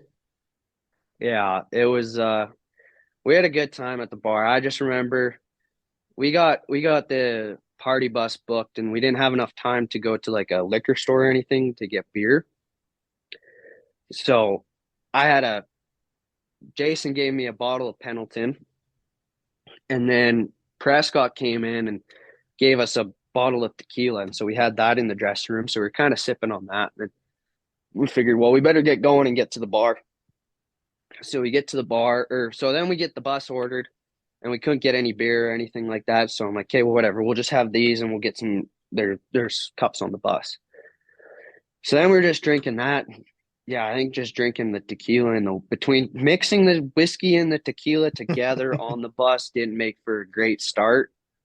Um, and then yeah, we got to the bar, and I was like, "Okay, I'm buying everybody a round of shots," and I'm like, "Okay," I start counting people, and I'm like, "Yeah," and then I just look at the guy. I'm like, "Do you guys take card?" And he said, "Yeah, well, we take card." I'm like, "Okay, perfect." I look around, start trying to count everybody. I'm like, "Screw it, give me 20 Jaeger bombs." And then I just started passing them out to, I don't know half the people I passed them out to. I just know I just got like my main crew that I needed to get them to. And then after that, it was just everybody. If anybody was walking by, they were getting a Jaeger bomb, because that's my go-to. So yeah, so that was it was a fun night, and we definitely definitely woke up with a headache after that, but uh, Could have done that bad if yeah. you remember all that much. That's pretty good. It's pretty good drunken recall. That's the only little bit that's the first little bit that I remember, but that's because that was right, like, we walked into the bar and I went right up to the bartender. That's the first thing I did. Oh boy. And then after that it kind of gets into a blur, and I remember Covey was telling me a story about me puking in the bar and almost right by him, and I was like, well, that's because I had just had Brinson had bought 2 tequila shots for me, so then I had to do these 2 tequila shots, but I'm like, well, I ain't a coward, so I'm gonna do them. But What the I champ don't like does. tequila. Yeah, so I guess what the champ does is the champ just gets really, really drunk the night he wins it, and then regrets all his decisions from that night. So Hey, but you bought a place though. Where'd you buy the place at? That's big news. Buying a house. Hopefully, you got better interest rates than all the folks buying houses now. yeah, so we just got a place on Maddie's grandparents' property. So we're just up by Alsike area there. So we moved like a mobile home trailer, and it's got 2 additions on either side of it, so it doesn't feel like a trailer. So we just moved that on, and we found it on Facebook Marketplace, and we had to do some renovations to it to make it a little bit more livable than what it was, and a little bit nicer. But between me and Maddie, we got most of it figured out, except for the only thing that's still pissing me off is the freaking water, because our water line keeps freezing coming into Oh no. not our pipes in the house, because I spent 2 weeks chasing leaks and bursts in the pipes there, but the main water line, when it gets really cold out, it still freezes. So I gotta, Oh no. when I get back home here after these next couple of events, I'm gonna get that all figured out. Dang, that's gonna have to be like you gotta bury it way deeper in the ground, or what's the deal? I think I just got to do a little bit more. I think I got to do some insulating and stuff like that, and get Okay. the line. I never really had the chance to get it set up perfectly for winter. was the biggest thing. So like our skirting, like we never really got all of our skirting in and stuff like that, and Okay. and the water line. Yeah, it's just kind of a little bit of a learning curve, learning how to live in a house like that. So It was also I keep telling everybody. exceptionally cold last year. That wasn't, or this winter, that wasn't very helpful either. But Yeah, just we for those kind of. that don't know too, Alsyke is on the junction of Highway 20 and Highway 39, which ends up turning into 22 when you get closer to Drayton Valley. So between Alsyke's kind of right between Drayton Valley and Leduc, straight north, east or west of Rimby. So yeah, it's close right to in where the I used to middle. be Yeah, from. Yeah. For yeah, those in the because you're US, from it's Drayton, in aren't you? Alberta. Yeah, exactly. Yeah, But I you wish mentioned, somewhere a little bit more south. wow, it's Maybe okay. maybe down here somewhere, but that's Someday. yeah. You win a couple more of those We'll be working on it. $50,000 checks, you can do way more of the things you want to do. Yeah, well, shoot, that's just a win on the UTV tour. Honestly, like It's true, really, I was right? looking at, like 40,000 this weekend. everybody whose win has been making 42,000 depending on the round, how you do in the rounds and stuff like that. So I'm like, Well, ooh. and speaking of that, And you that's got pretty American. close. Yeah, you got pretty close a couple times with the, like we were talking about earlier in the thing here, Milwaukee, you were sixth, New Orleans, you were fifth. I want to say you just missed your short round bull rides at those ones. That was it. You would have stayed on the short round. It could have been even closer, right? Yeah, that and that's just a lot of it's coming down. The one thing that I have to get better at is remembering bulls and knowing bulls. The one that really got away from me is New Orleans. I really, really messed that one up in the short round. Looking back on it, I'd gotten on in the long round on the second day and got bucked off, and I got stepped on. He stepped on my calf and then on my thigh and so he got both of my legs, and so both my legs were just killing me. And I was near the end of the long round, and so I didn't really feel like putting new rosin on my rope.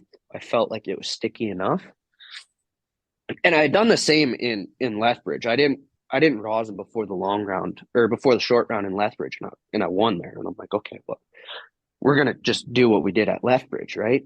That should work. And then, yeah, second jump, I go to set my hips and lift on my rope, and I'm staring at my hand in front of me, hoping And I said, man. So after that, I have gotten it ridiculous, like scary sticky almost now, because I'm like, I'm not letting an opportunity like that go away, and that's probably part of the reason why I didn't get to go to Nampa this weekend, because I got to heal up now from getting wrecked out. But you also, like, you just had to stay on it. Like, you won the first round, or no, you didn't win. You were second in the first round.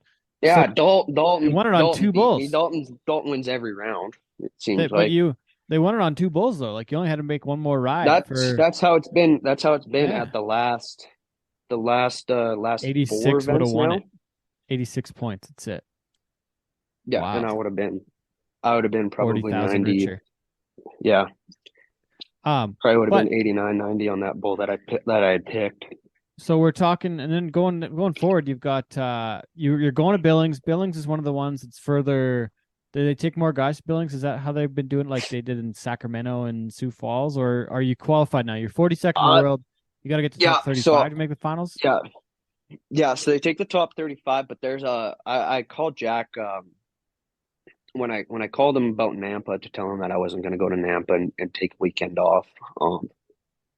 I asked him just briefly about injuries, and so I think with right now, I think I'm in there. I think there's 8 guys that are out with injuries that won't be at the World Finals, and then at the World Finals even, really? Yeah, like they're out. Yeah, so but you still got to qualify because you're 42nd, so technically you're in, but people could pass you, so you got to get after it and still. Yeah, exactly. So events. Yeah, so that's why I took Nampa off. Last year I felt like I did a really good job of kind of managing my season when I did get hurt and stuff like that. Not prioritizing where I needed to go when I needed to go, and making sure that, if I was feeling sore, just take it off, because I knew coming down the stretch, we had those cup events that you want to be healthy for. So I I feel like, I just got to make sure I do that this year. And I would have appreciated maybe a call from Tanner Byrne briefly about, the different events and which ones not to go to and which ones to, if you're feeling kind of sore, maybe take that one off and then come back for that one. Because I probably would have not went to Sioux Falls. What's the deal there? Classic Well, bowls or what? Yeah, it was the first round was classic bowls, so everything bucks. Which isn't bad, like you still gotta ride those ones, but also at the same time too, I had messed up my groin in the short round in Albuquerque. So I was kind of going there and just more or less just seeing if I was, good. I figured, I'd wrap it and see how it went. Everything felt good, but knowing that it would have been a classic and then, with the format it was and everything like that, probably would have turned out of that one and then went to Nampa because Nampa was just a normal style event and there was a lot of guys that were hurt for that one. So, that would have been a good one to go to And some Canadian get some bulls. points. Nansen had a bunch down there, so it was the same thing with Billings. Yeah. I think you might have a couple more, and I think Lindsay might have a couple going there, and I don't know if Josh will have any, but yeah, Billings was one that I definitely wanted to go to because I'm like, all the Canadians will be there. So I'm like, well, it's like I got my own little crew there. I got my bodyguards, especially if Josh and Lindsay come, like, and I know I'm not getting jerked down in the chute. Like I got good spots in the bucket chutes, that's for sure. So then, and then after that, are you going to just stay up and go to Everett and Tacoma, then come back for Louisville, or because it's so close? Yeah. You got 2 days off, eh? Yeah. So I actually drove my van down here to Vegas. So just so that I could, I could get around. I didn't have to Uber, so I could go to the gym and go get worked on and stuff like that. So,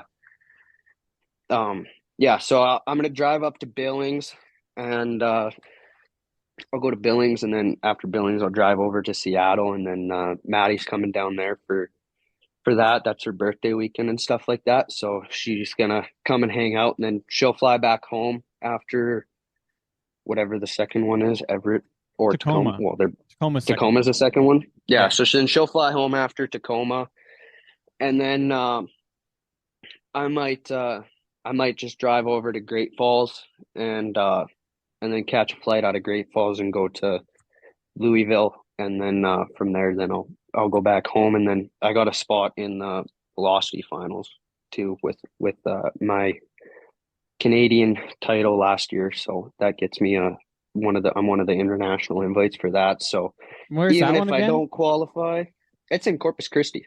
Oh, that's right. The first week, like with the WCRA rodeo, same timing. Yeah, May 5th and 6th or something. Oh, like cool. That. Okay, so that means no Brooks. So your next Canadian event won't be till like Brandon, or what's your plan? Probably after the World Finals. Yeah, Brandon, after the World Finals, hopefully. Yeah, hopefully after the World Finals. So okay, right on. Yeah, no. So and then so we'll go down. We'll probably go to those, and then so at least there's not that much pressure right now as far as qualifying for the World Finals because I still got that backup of the Velocity Finals that I can go in through there. So you just got. Would the points from that count to the world standings too? So you could no, and that's the worst part about the way that the points are set up this year, is that it's just all based off of it's qualifier points. So now instead of so that I got onto tour based off of Lethbridge and Palm Springs and Cedar Park. And there's no world point. Like it used to be you'd get you go to a Velocity and you get 20 Velocity points for winning the round, and then you get 8 world points. And now they got rid of that, and you got points for the Velocities, but it's qualifier points for the UTVs. So now you go and you it's nice because now you get a certain amount of events that you got. So you get to go to 2 events, but at the same time too, I show up with 8 weeks left in the season. Well, I had to earn if I wanted to get into the top 35 and stay on tour without the guys that have been injured, I had to earn 120 points, which is pretty much I'd have to win that event and place in the top 5 at the next one. So it kind of sucks the way that the PBR has changed it in that sense. But I think also too, I think the last couple world titles have been decided so much based off of guys going to the velocity finals and earning enough points there to kind of help them get that. I was going to say, what do you think about the whole structure? I feel like the structure probably is similar to golf. It's too top heavy, in my opinion. The guys that win, it's great. Especially for you, you win Canada, you win, I think you won almost 100 grand, but the guy that's second doesn't win as much. Jared did really well because he won the finals. I think this payout's a little bit too top heavy. It's great to get that top guy to win the 50,000, but it's the same thing on the tour too, because you can go and be 6th and you win 4,000, but then you go to Albuquerque and you're 12th, you make $700 and you're not even making money. Meanwhile, you're paying your own way to go everywhere.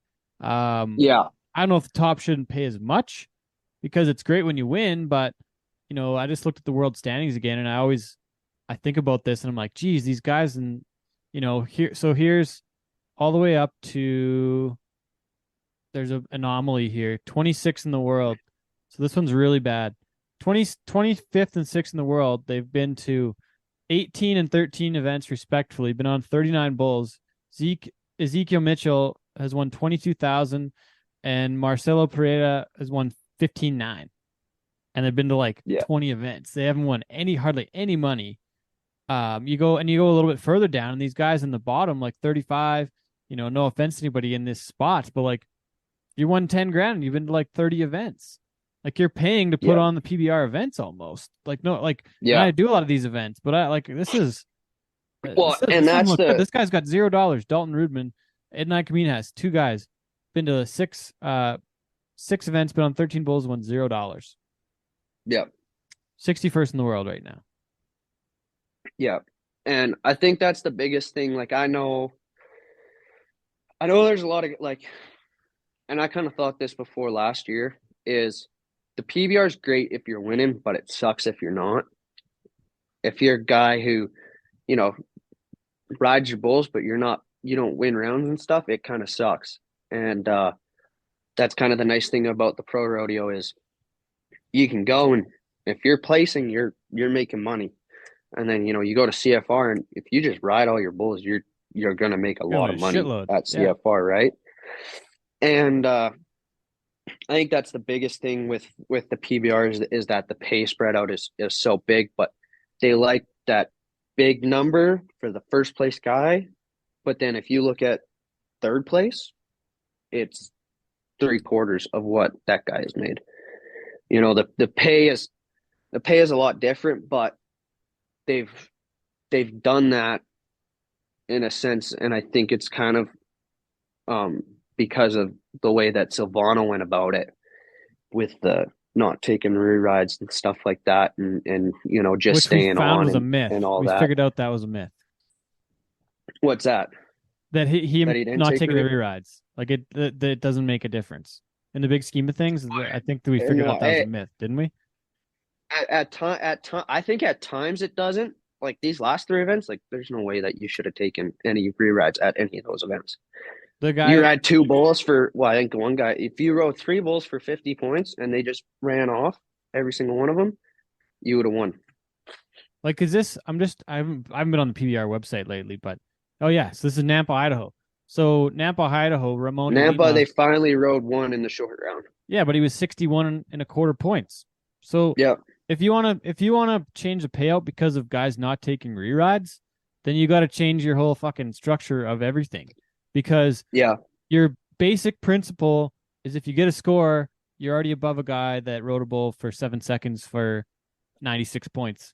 If you get to 8 seconds, you're ahead of anybody with anything. So if you want to reward somebody for not taking re-rides, you got to change your whole entire structure of your sport or your payout, or the entire thing is screwed up. But just this last weekend, he rides 3 bulls, which I obviously they had it really screwed up a couple of years ago when Stetson Lawrence won the average and didn't win the event. That was really fucked up. But at least it's back to the fact where the guy rides 3 bulls. He who rides the most wins. They could take all the fucking points and everything out of everything, and whoever stays on the most bulls wins the year end. Like, you could go back to that and probably get rid of a lot of the bullshit. But anyways, guy that wins 53,000 US. Second place is 23. Third place is 3,000. Well, there's Zeke Mitchell. There's his entire season earnings in one event, 2 bull rides. Then you go down to fourth, fifth at 6,500.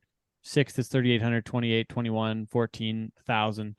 You know, like top 10 each get $1,000. But like, geez, if that first guy won like 30 grand, you could give everybody else $2,000 for travel expenses for the weekend. Then you're going to the tour and not losing your ass and paying to go, right? They just started giving up like show up checks again now too. They're giving them again?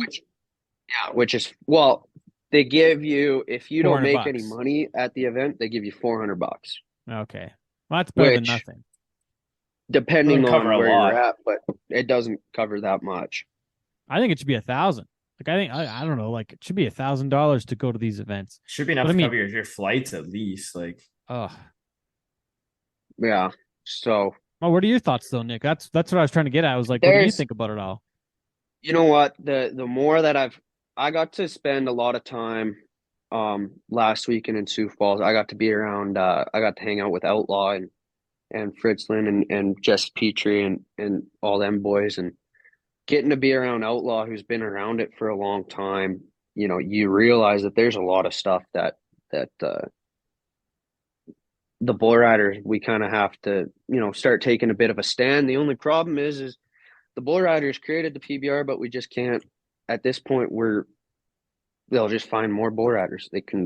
Everybody's replaceable kind of thing. So, you know, I'm not sure what it's gonna take, but I think you know, I think there's some things that, you know, that we have to change and everything like that. And there's a lot of drama and stuff like that, but you know, the one thing that I'll say is with I was listening to Jared Parsonage talk last year, and he said, you know, if you just keep your head down and keep your mind out of all the bullshit that everybody else is saying and the drama, he said, you just put your head down and don't really worry about it too much, you know, you'll be a champion.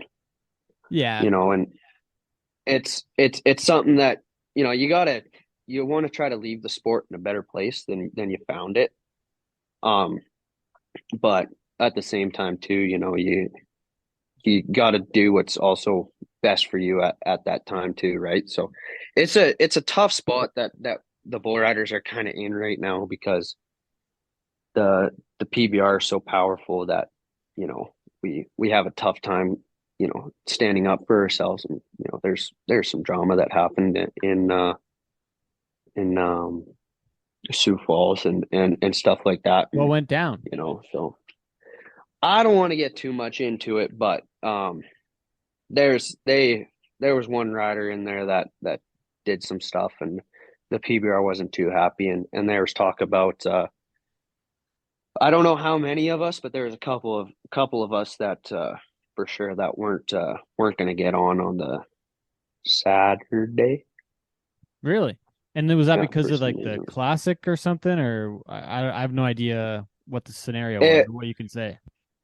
Yeah, you know, I won't tell too much about it, but yeah, we were just talking about it at lunch, and I was texting Maddie, and I was saying, I don't know if we're actually going to be getting on tonight, and we almost shouldn't have, because we only rode one freaking bull that night too. So maybe we would have been better off just not getting on and saved our bodies and whatever. But yeah, so. Nick, I've got a couple more things I want to get to. Wacey, where are you at? Yeah, go ahead, man. You're good. Okay, I gotta ask about goals. You talked about goals, but I mean, I don't want to get off this track either though, because there's something here. But I mean, the riders, like you say, they're replaceable. I don't have that much clout on my side either, because I'm replaceable too with most everything I do. So like, so is Wacey, so is everybody. Like we're all replaceable. So like I wonder what it might take to do something else there. I don't know, but I mean, Yeah. I remember even having a conversation with Tanner about this back when Ty passed away, about how there should be a what do you call it, like a union or but then we talked about that, about how nobody was going to do anything that way either, because not everybody would agree to it. So Yeah.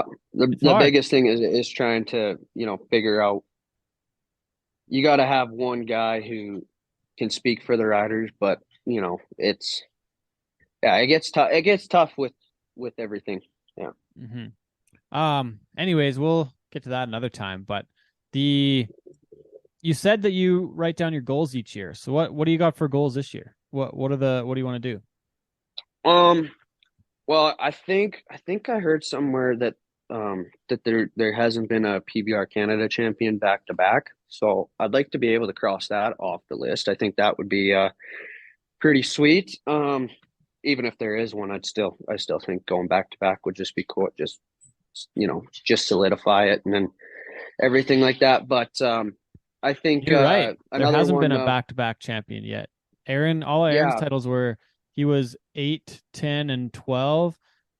Zane was 13 and then 17. Coverchuck was 18, 21. So anybody with 2, yeah, they've been separated. yeah. So I think going back to back would be pretty sweet. So I got that one down, and then the big one that I wanted to accomplish this year was winning the Glenn Keely Award. I thought that would be, that'd be a really cool award to be able to get. Especially with winning the Glenn Keely already. And that's just I remember watching Hell on Hooves. I remember watching you get picked on Hell on Hooves, and I remember them talking about the Glenn Keely and how special it was. And um, just you show up to that event and you can feel the energy and the presence that Glenn had on everybody. And that's one that I think that's a big one that you want to win is and accomplish is kind of get that and then qualify for the World Finals. I think is a big Okay. one. I think it's been a couple of years since we've had anybody.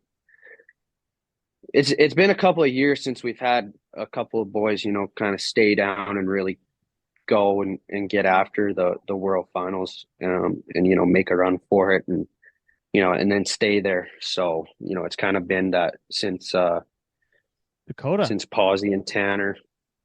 Well, and Dakota had a pretty big run. We had Dakota on there all the time, but I was talking to Maddie about it too, and I was saying like if I might give my velocity spot up.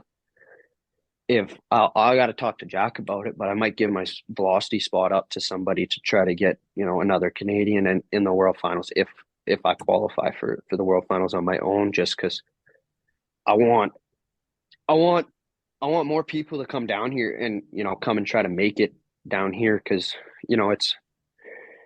it's really easy to stay back home is the biggest problem. Is it's so easy to stay at home. You get to wake up in your own bed on Monday night get to go home every week and you can drive 8 hours instead of having to fly everywhere. But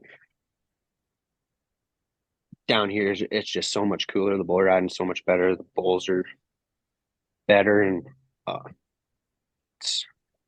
wouldn't say I wouldn't say it's more fun, but it's just as fun. And the people you get to meet and just how cool everyone is down here is pretty sweet. Well, and I gotta say, Nick, I only competed down that way a little bit. Never did any good.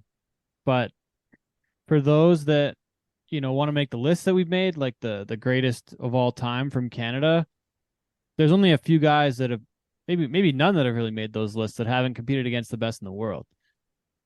To go down as one of the all-time greats, we have to compete at that elite level, right? So I give kudos to you for having the, I don't know what the word is, if it's like the gumption or the confidence or the desire, but I think it's important to have those desires to be at that elite level. So go get it, man. You can do it. Yeah.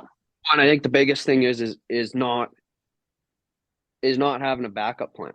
You know, like for me, like all I really want to do right now is just ride bulls. So that's all I do.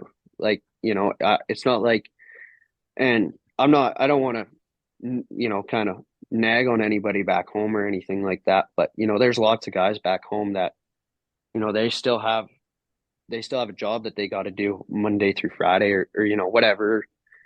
But, you know, they got something else that, you know, if bull riding's not going great, they still got another way of making a little bit of money, you know, so that they can get up and down the road. For me, for the last 2 years, this is how it's been. Is this all I do is just ride bulls, right? So, and that's the nice thing about getting down here is all these guys are the exact same way. They all get up and down the road through riding bulls, and I think that's why it's made it a little easier coming down here is because all those guys, we all have the same goals, and we all know what it takes, and we all know the kind of the worry that you have sometimes with it, but at the same time too, that's just what you got to do to be one of the greater bull riders, you know. Like I Gotta go remember do it. watching, yeah, I remember watching Pawsey at the 2016 World Finals, and he was kicking ass, and like, you know, he was Almost won the whole thing.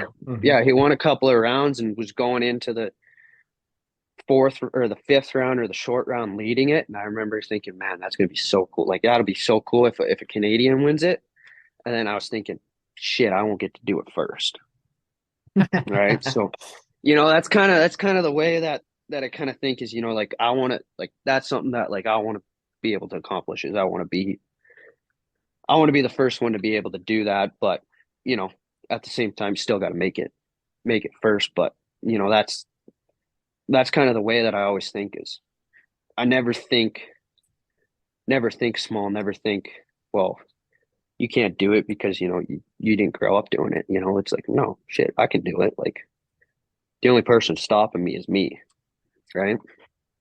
What about reading books? What books are you into, or where'd you get that mindset? Is that one of your coaches from the hockey side of things, your parents, or a different coach from a different sport, or where does that come from?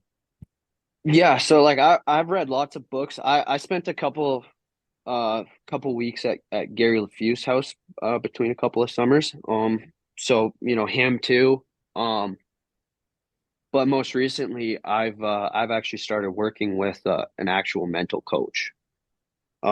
Which that's helped a lot. After Reno, I called Leanne from Acumen because, you know, that's where I work out and everything, and I asked her if she had any good mental coaches that I could talk to that, and I was just struggling, and it was what I was telling you guys before with, you know, just the pressure and everything like that. And I talked to him, and I sat there and I talked to him, I think for an hour and a half, and you know, we kind of realized the why and why you were doing everything, and you know, just when the negative thoughts kick in, how to deal with those and everything like that, and the feeling. And it's just you get that different perspective from somebody who knows how the mind works, and it helps you out so much more than, you know, just trying to read a book and comprehend. There's so much in a book to comprehend, and there's different tricks that you figure out and everything like that. It's almost too much for one person to take in. You have to read them over and over and over and over and over to constantly take in all of that information. And, you know, working with him, it was just like bang, everything just clicked right there. And it was just like I felt more relaxed going to the bull ridings. I felt more confident. I felt like, you know, I didn't feel like I was getting judged by anyone, but I felt like I was getting judged when I did bad just because of what I had accomplished last year. And I was representing all the boys from back home. And, you know, like that's one thing is I felt like, you know, if I was a champion from last year, well, that means that I'm, that's just how I was thinking at the time. I'm better than everybody else from last year. So if I'm sucking like this, what do they think about all the other boys that I beat? Like, you know, like I was worrying about, you know, what they thought about them too, and then me, and it's just everything was just compounding. And then, an hour with him, and it was just like mine was blank, and it was just like, okay, like we're just having fun. It's just riding bulls. Wacey, I gotta get out of here, so we better Yeah. let you wrap it up. Sounds good. Well, Nick, we appreciate the time. It's been really cool to pick your brain and hear your stories. So we'll leave you with the last question we ask all of our guests on Cowboy Shit, which as a listener, I'm sure you know what's coming. What is your definition of Cowboy Shit? I'd say my definition of cowboy shit is doing the stuff that you don't want to do, but that you kind of have to do. I think that's one thing that a lot of, if you're doing cowboy shit, like most of the time you don't want to have to be doing that kind of stuff. And I think, whether it's, showing up to work and with a smile on your face, or, going to the gym when you don't feel like going, and, just doing whatever it takes to kind of get the job done, I'd say is how I would describe cowboy shit. Well, we love it, man. And we wish you all the best here in the next few weeks. We'll be cheering for you to make the PBR World Finals, and we'll definitely be keeping an eye on what you're up to. So thanks again for the time. Awesome. Yeah, no, thanks for having me, boys. It was a blast. Thanks, Nick. Best luck out there. All right. Thank you.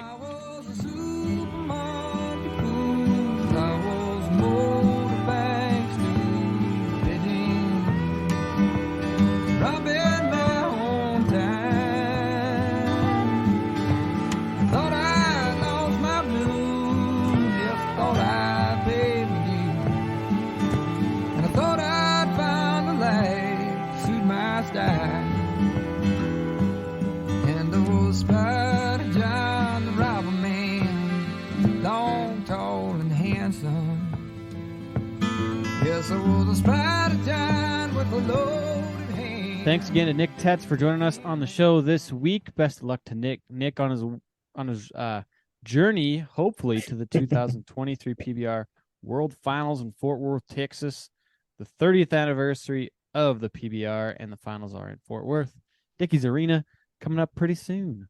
Pretty damn soon. It's gonna be happening. Yeah.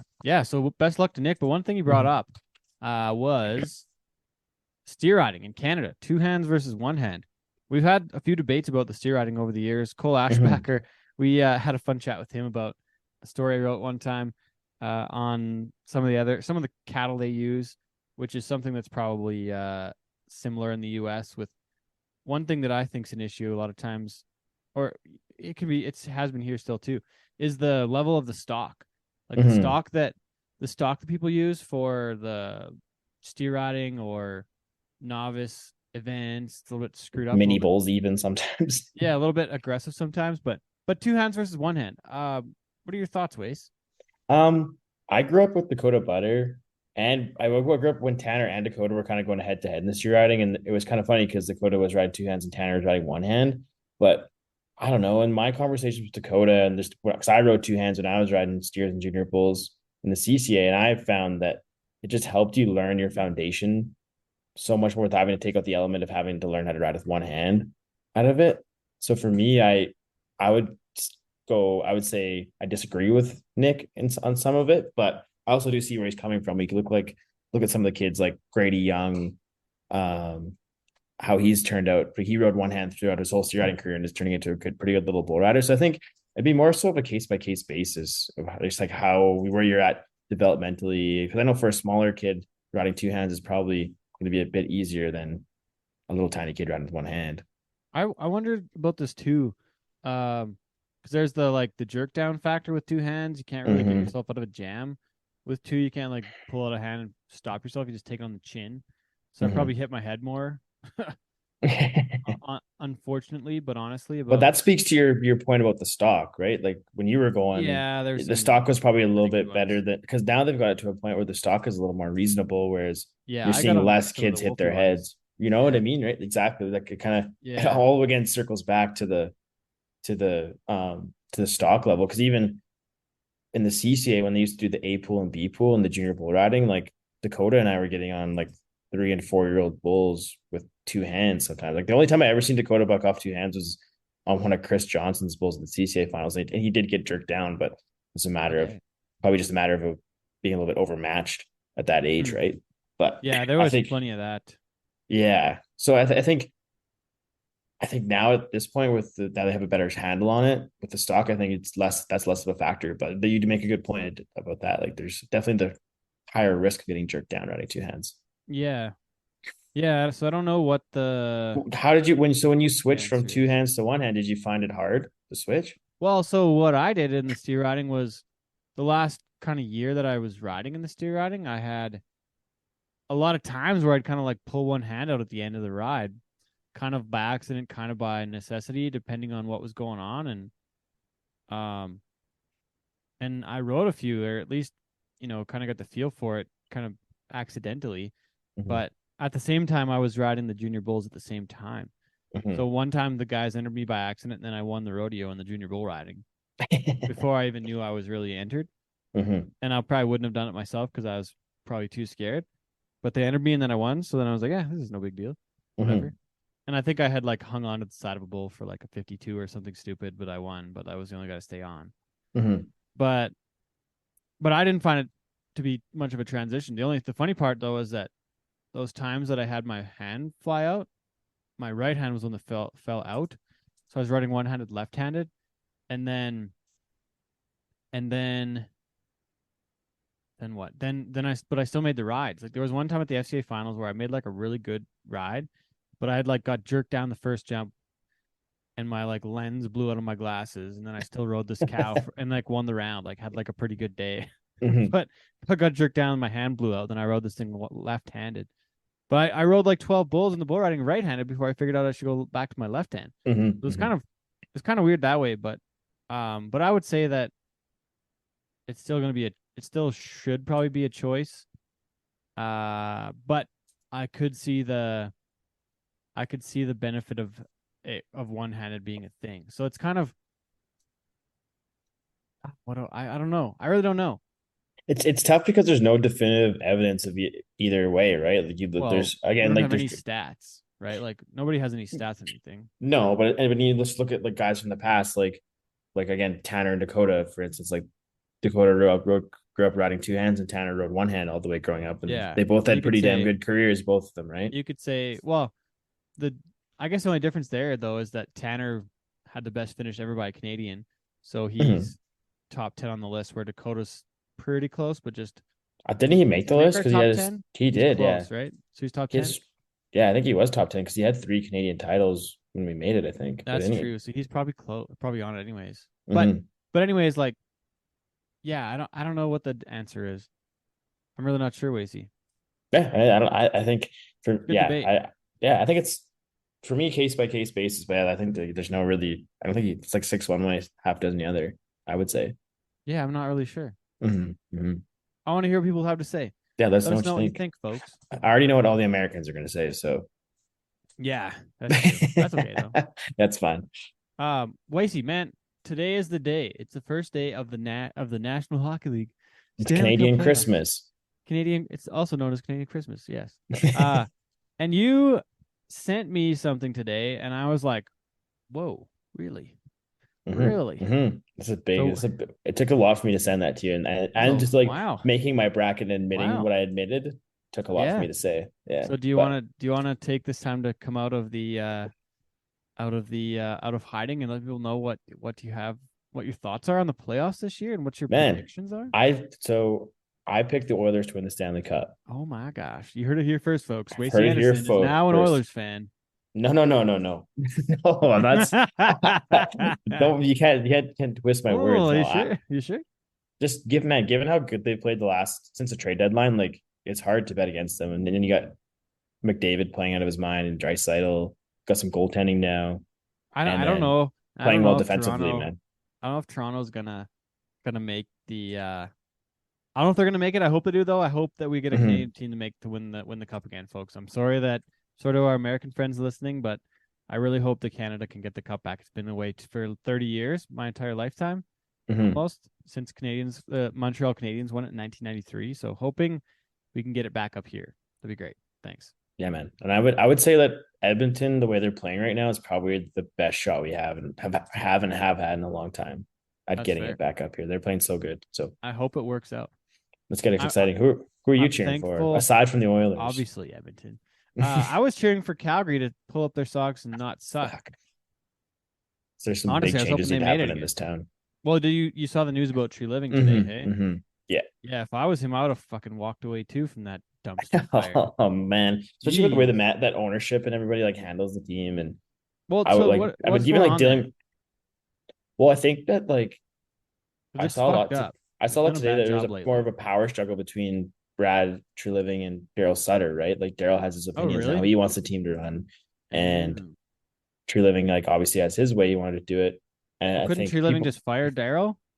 Well, I think it was above his head though. Like they were keeping Daryl around, right? The ownership, right? Because the Yeah. ownership's like a old school type people, and they want to win right away. Whereas they kind of really, I think they didn't give Treliving the opportunity to kind of take a small rebuild or a moment to like rebuild the team the way he wanted to. And even like for the instance like of seeing Lucic and Lewis and all those dusty old veterans playing down the stretch of the season, and you have so many good young players in the AHL. Like the AHL team just won the league like regular season title this year. Yeah. Like they like had one of the And then best the records playoffs. in recent. Yeah, so they're awesome. There's so many good players. So and you just have them rotting away in the AHL. So I don't know, man. It'll be Guess we're interesting. about to It'll be an find interesting out. few months. Yeah, like leading up to the draft, what it's going to be like in Calgary. So And time will tell. Sad to who's see going to be Treliving in go. charge? Yeah, I had a lot of time for that guy. He was good stuff. And you see the way the media has reacted, like they had nothing but They're good things to fans of say him. about him. Right. Yeah. Yeah, So they like Tree Living. tough day when a guy like that, you lose a guy like that in your organization, I would say. But Yeah. So we'll see what happens there. We will see. Great to see though that like you said the playoffs starting. I'm hoping Edmonton does I'm really fired well. up.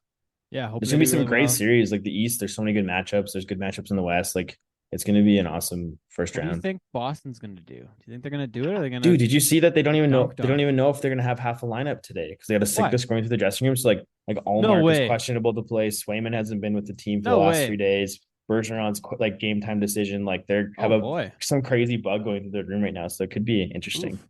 I That's do rough. think they're gonna win. They're gonna beat the Panthers, but I don't know, man. It'll be tough. I think Wow. once they get to the second round, it'll be tough. Like I think if they end up playing the Leafs, it'll be a tough match. Even if they play the Lightning, it'll be a tough match. But I really hope for Toronto's sake and the entire what sanity of the hockey world. 416 that they're okay to that they make it through. Yeah, Holy. it'll be good, but it'll be exciting. Yeah. I'm excited for that's gonna be the New York, New Jersey series. Will be fun. Could you imagine? Well, I guess you can imagine because it's like Edmonton Calgary series, but like be a heck of a series when you're playing that close to home. You're kind of nice on the travel side to not have to go very far in the playoffs. Yeah, and two really exciting teams too, so it'll be fun. I'm really stoked. I'm hoping Florida's out in like 4 games just for Kachuk's sake. Although I'd hope that Kachuk beats up on Boston a bit and softens him up for Toronto in the second round. Yeah, it'd be helpful. Hey, because Toronto really needs to get out of this first round too. Even just for that, they got to get out of the first one. They just got to beat that hurdle. I think they'll be in good shape. Then they could go all the way, like you're saying. Like your prediction is Edmonton Toronto final, and in one pool I picked Edmonton Toronto, the other one I picked Edmonton Boston. So we will see, but it's gonna be tough for Boston to win because they're gonna have to like really show up and do well, right? Because with such a crazy record in the regular season, the other like a couple years ago, Tampa came in, got swept and got swept in 4 games, right? So I don't know. Well, There's that's just it, man. That could happen to the Boston too. So we'll see. It could. That's like what a lot of people are saying is like regular season means nothing. Like if for Boston right now, it's like cup or bust. Like if the season's a failure if you don't win the cup. True. Just given how good it was. So we'll see, man. We'll find out in 16 weeks is what it is. About that. Probably 2 weeks per round, I guess. So maybe like 8 weeks. 8 weeks, I think. 16 weeks is 4 months, Wacey. That's a lot. We're probably not still going to be playing hockey in August, I don't think, right? It's a lot of weeks. I think it's when hockey's just to start back. I think it's 8 weeks. But that was close. Good guess. Just a bit outside. Yeah, man. Okay, well, best of luck. Oh, I want to say once again, thank you to I forget who this was now. Hold on, let me look up. Because we got an email from someone about this show. They want to hear from. Yeah. Jill Moody. Thanks. She said Nick Tetz be a cool guest. And so here we are. We recorded with Nick. Here's your show. Jill Moody, thanks for the suggestion. And if you have a suggestion for our next show, let us know and we'll do our best. We are men of the people. Yeah. Thanks to our editor, Sean Morton, once again for making us sound good. Wacey, thanks to you for joining me this afternoon and getting the show lined up with Nick. This has been Cowboy Shit. Thanks for tuning in, folks. We'll catch up with you again in a couple weeks. All right.